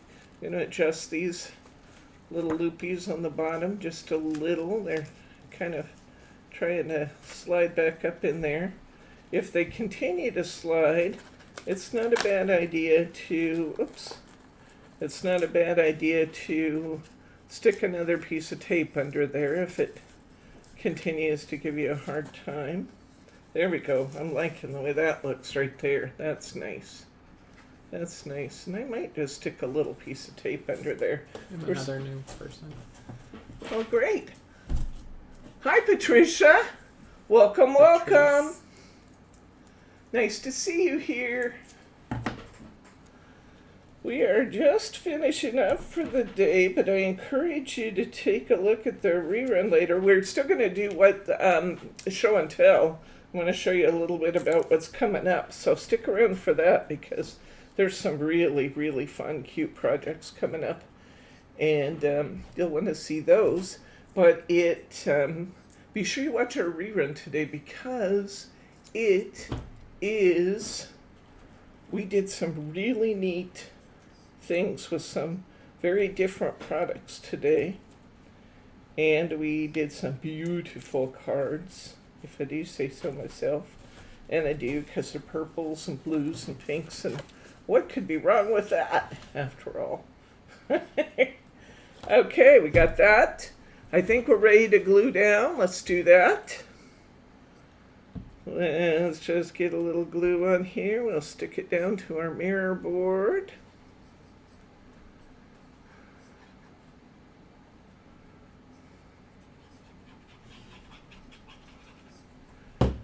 And we will embellish it, and then we'll go on to show and tell. We are going to start having a new feature for you on Thursdays called Margie's Makes. When we do show and tell, Margie's going to do a little blurb showing you what she's been up to and telling you a little bit about how she made it. We won't be actually demoing those necessarily, but Margie's going to show you what she's been up to. Say goodbye to Ellen. Ellen, nice of you to stop in. You are more than welcome for the entertainment. And yeah, we will see you again, hopefully on one of the lives as soon as you can make it. I will look forward to that. And so Margie's Makes are coming up.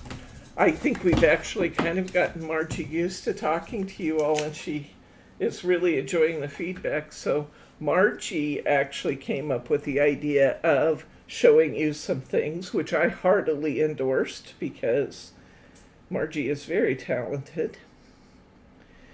And she comes and works with me a lot at night, not necessarily working as an employee working, but she comes and hangs out with me while I'm crafting out here, getting ready for classes.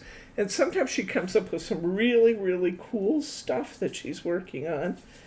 And She uses a lot of the products that she gets here, obviously. And so I'm putting my stickles on in the middle of my flowers, just like we've done with our others. She's really come up with some fun things. What she was working on this week, and I think she'll show it to you soon, maybe Thursday, is she was working on a triple easel card using the sunflower tags from the tag pad. That Kathy got her bow maker comment and that she's sitting there making little bows. So Yay! Fun. Oh, I'm so glad you got your bow maker. And it's working well. You're doing okay with it? I'm so glad. It's pretty addictive, isn't it? It's pretty fun. Patrice says that she just taught a friend how to use the tape flags yesterday. Oh, good. Yay. Okay, here we go. While I've been chatting here, I put my tag on. This one I used is Friends Are Like Flowers. They bring color to your world. Isn't that beautiful? I put a few little stickles down here in the center of these blue flowers.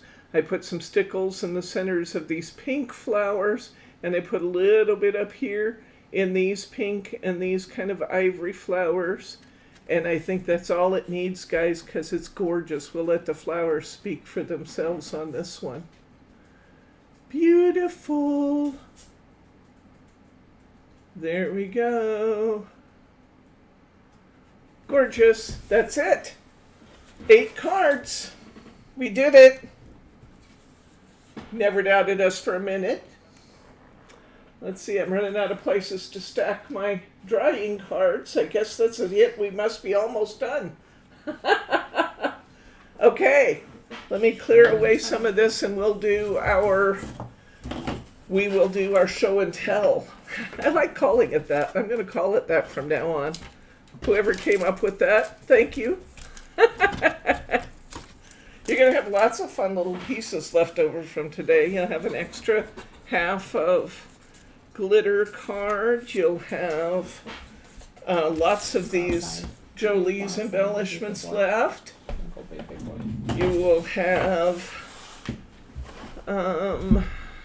quite a few rhinestones left. You'll have quite a few of your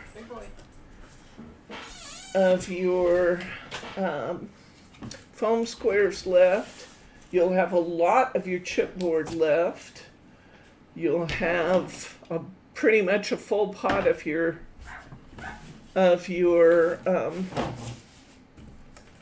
opal polish. I promised you I'd show you what these other 3 colors look like. Let me do that real quick before I get my other projects out. So you got quite a bit of stuff left, a pretty much full tube of Stickles. So you can just continue. A nice length of purple left. You can just continue being crafty. This one's called Turquoise Pearl.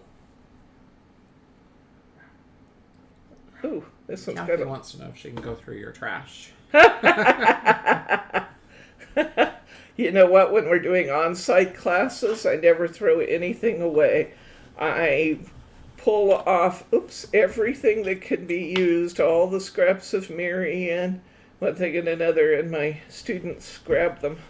Because you know that we can make great and beautiful things out of leftover Mirri, especially. I was using what was on the cap and it was kind of nasty, so I think when these start to dry out a little bit, at least with the other Cosmic Shimmer opal polishes and stuff, you can add one drop, just one drop of water to it when you seal it up, and it re-moisturizes your base. So don't do it until it needs it, but when it starts to need it, put 1 drop, just a small smidgen of water, and seal it back up, and it will re-moisturize your paste. Oh yeah, the little bits of ribbon and things. Okay, so this one Right here was the turquoise. I'm not taking the time to make these nice and even and pretty. I apologize for that. I got a lot to show you, and I've been holding you a while. So this one here is called Pink Blueberry. That's what you're going to see in the middle.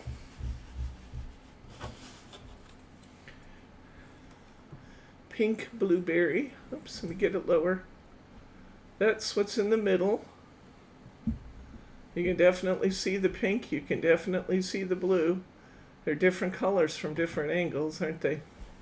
So that's Pink Blueberry. Got one more here. I think we have 6 colors in total. Some of them might be out just because I rated. Oops, that's turquoise. I already did that one. Pink Blueberry. This is turquoise peach. I raided the stash to put our kits together, but we'll get more because I love this stuff. It's fun. Okay, this one is called Turquoise Peach. Turquoise Peach here this time. As long as you see white on it, keep rubbing it until you get it nice and even. Okay, this is the one closest to me is Turquoise Peach.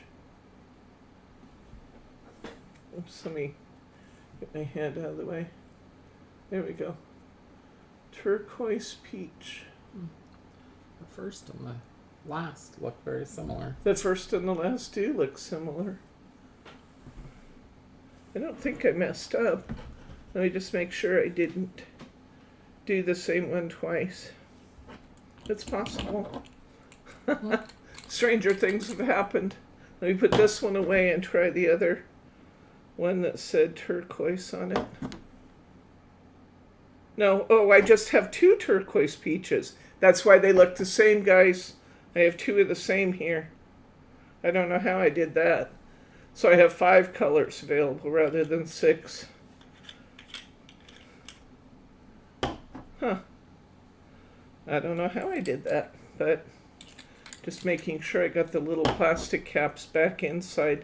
Be sure you put those little plastic seals back inside. It will keep your paste in much better shape. That must have been a seal off a bottle. Okay, so there you go. There's the other 2 colors.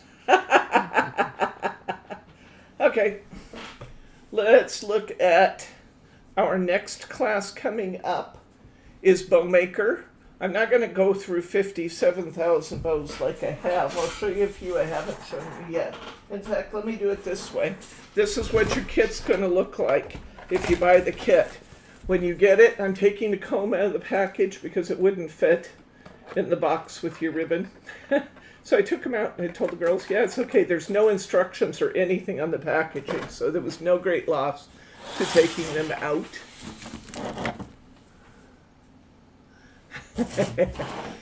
We try really hard to make sure you do that.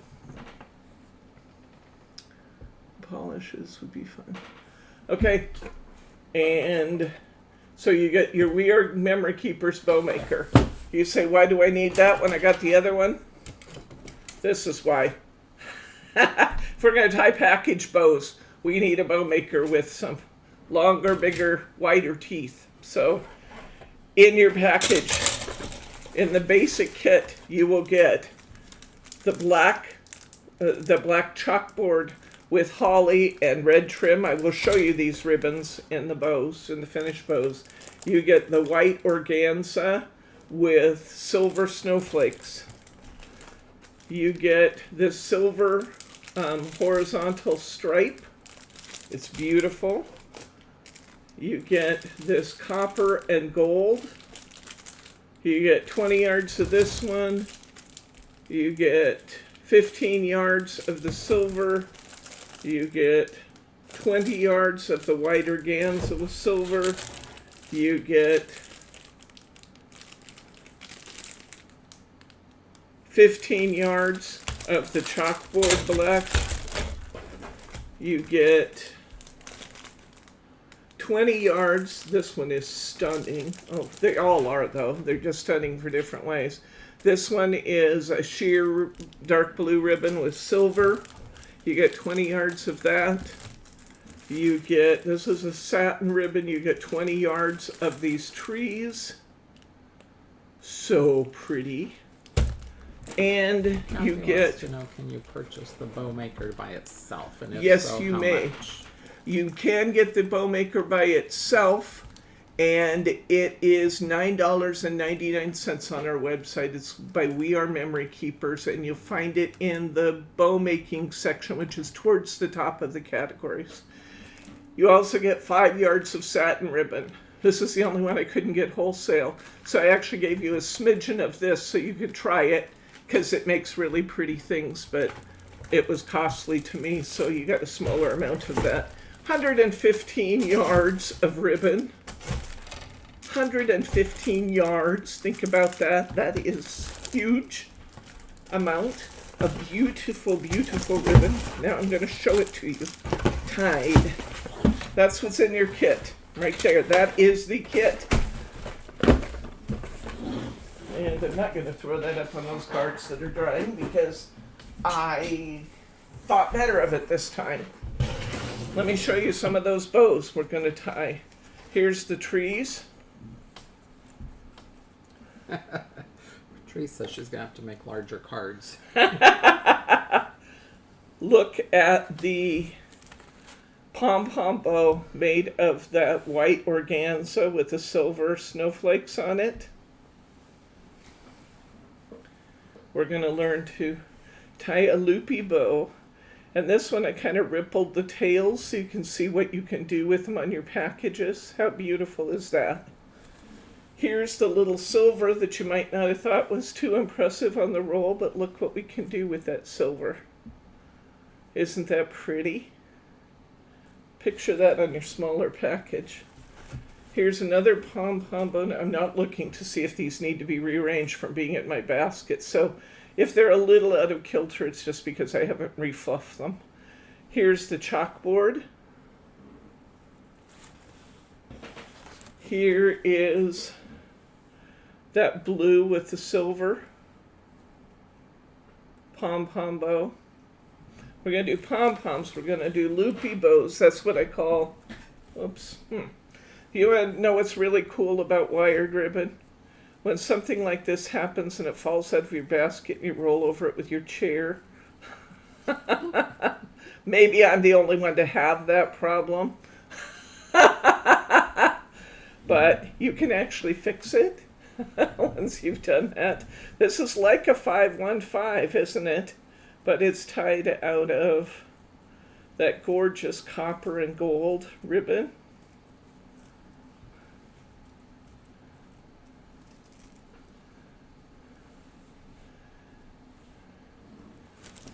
We're going to do some basic bows because I want you to know you can use these bows in like hair bows too, or bows for dresses, that kind of thing. So we'll do a couple simple bows. We have, this is why I had to supply you with some satin. Look at this satin bow. Here's another with tails. This is kind of like an oh my gosh. They're so stunningly beautiful on packages. Yours will be red. Mine was green but yours will be red. But they're just so beautiful. Okay, let me see if there's what else I want to show you. Here's a loopy bow. This is what I call my loopy bows. We have kind of the 515 style bow. We have the loopy bows.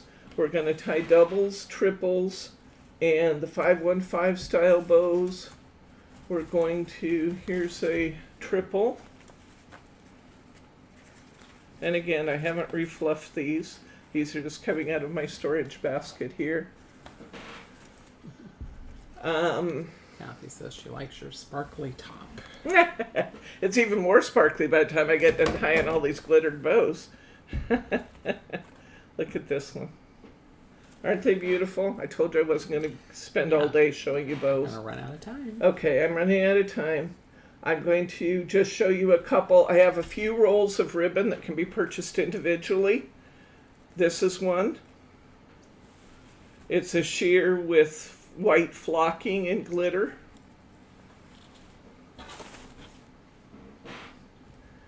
And it's beautiful tied. We have a copper. Some years I have a chocolate and metallic tree. This copper is going to look beautiful on my tree. Just gorgeous on my tree. Because I tie bows and put them on my tree too. Okay, I'm stopping there. I do want to show you a couple I didn't show you before in this other basket that are going up. They haven't gone up on the website yet, but they will be. They'll be in that ribbon for packages category. I'm going to show you a lot in a short period of time on Thursday. I promise you. Here's the new one. Here's a new one that's going up. This is just adorable little Christmas trees. Here's a double out of that. And again, I didn't take time to fluff these. I'm just showing them to you. We're going to have a wider and brighter version of the silver. Look at this. For your wreath, for your door. So, our bow class is going to be fabulous. I think you'll agree that these bows are going to make your family go, wow, it's too pretty to open. That's the reaction we want them to have. Okay, next Saturday, back to cards. Next Saturday, don't miss it. Don't miss getting your kit. There's only 13 as of the time that I walked into this classroom today left. 13 of them. Here's our snowman cards. I'm going to run through them real quick here because there are 10 of them. We'll start at 2 o'clock next Saturday again because there are 10 of them. Why so many? Because that's what's in the package of toppers. Look at these fabulous little snow creatures.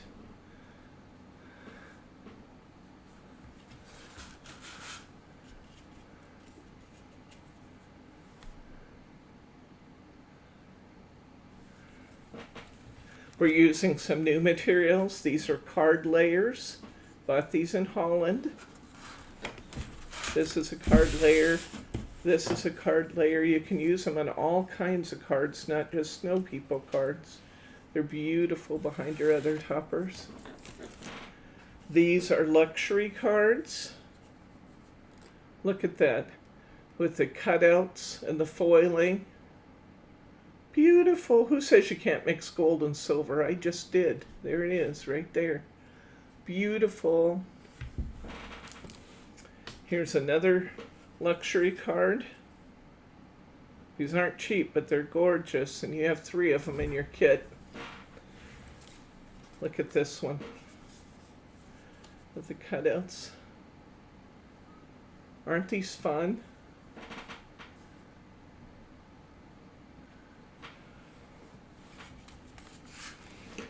You can't see it here. When you see this paper, this background paper in person, you're gonna gasp. It's beautiful. It's called Powder Blue Lace. It's by Craft Perfect, part of Tonic. It's fabulous. Your kit includes rhinestones. It includes a full sheet of these snowflake stickers.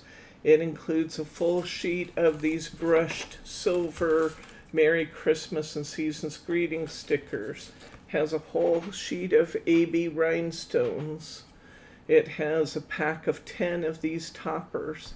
It's got 3 of the card layers, 3 of the luxury cards. This is really, really a beautiful kit.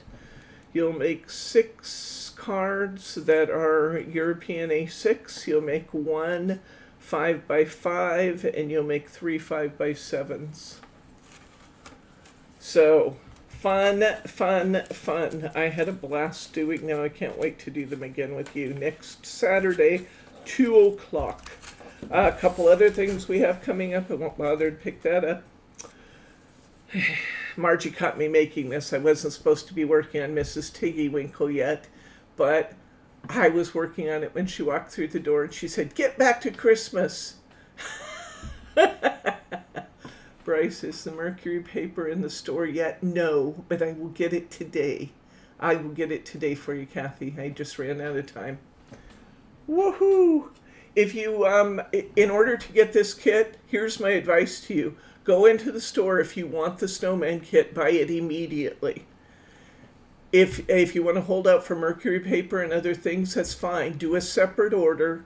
And on your second order, if you have one already awaiting fulfillment, on the second order, say you're going to pick it up in Tigard and bypass shipping.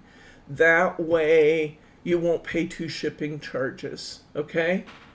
But get your kit because there's only 13 of them and they will not last. It will sell out. Oh, there's less than that. There's probably only 8 or 9 left because Okay. they've already been buying them as Okay, you talk. good. Well, I'm glad that you guys are getting in and getting them. So Mrs. Tiggywinkle is coming up shortly after I finish the Christmas stuff. But, oh my gosh, we are going to have a blast with these.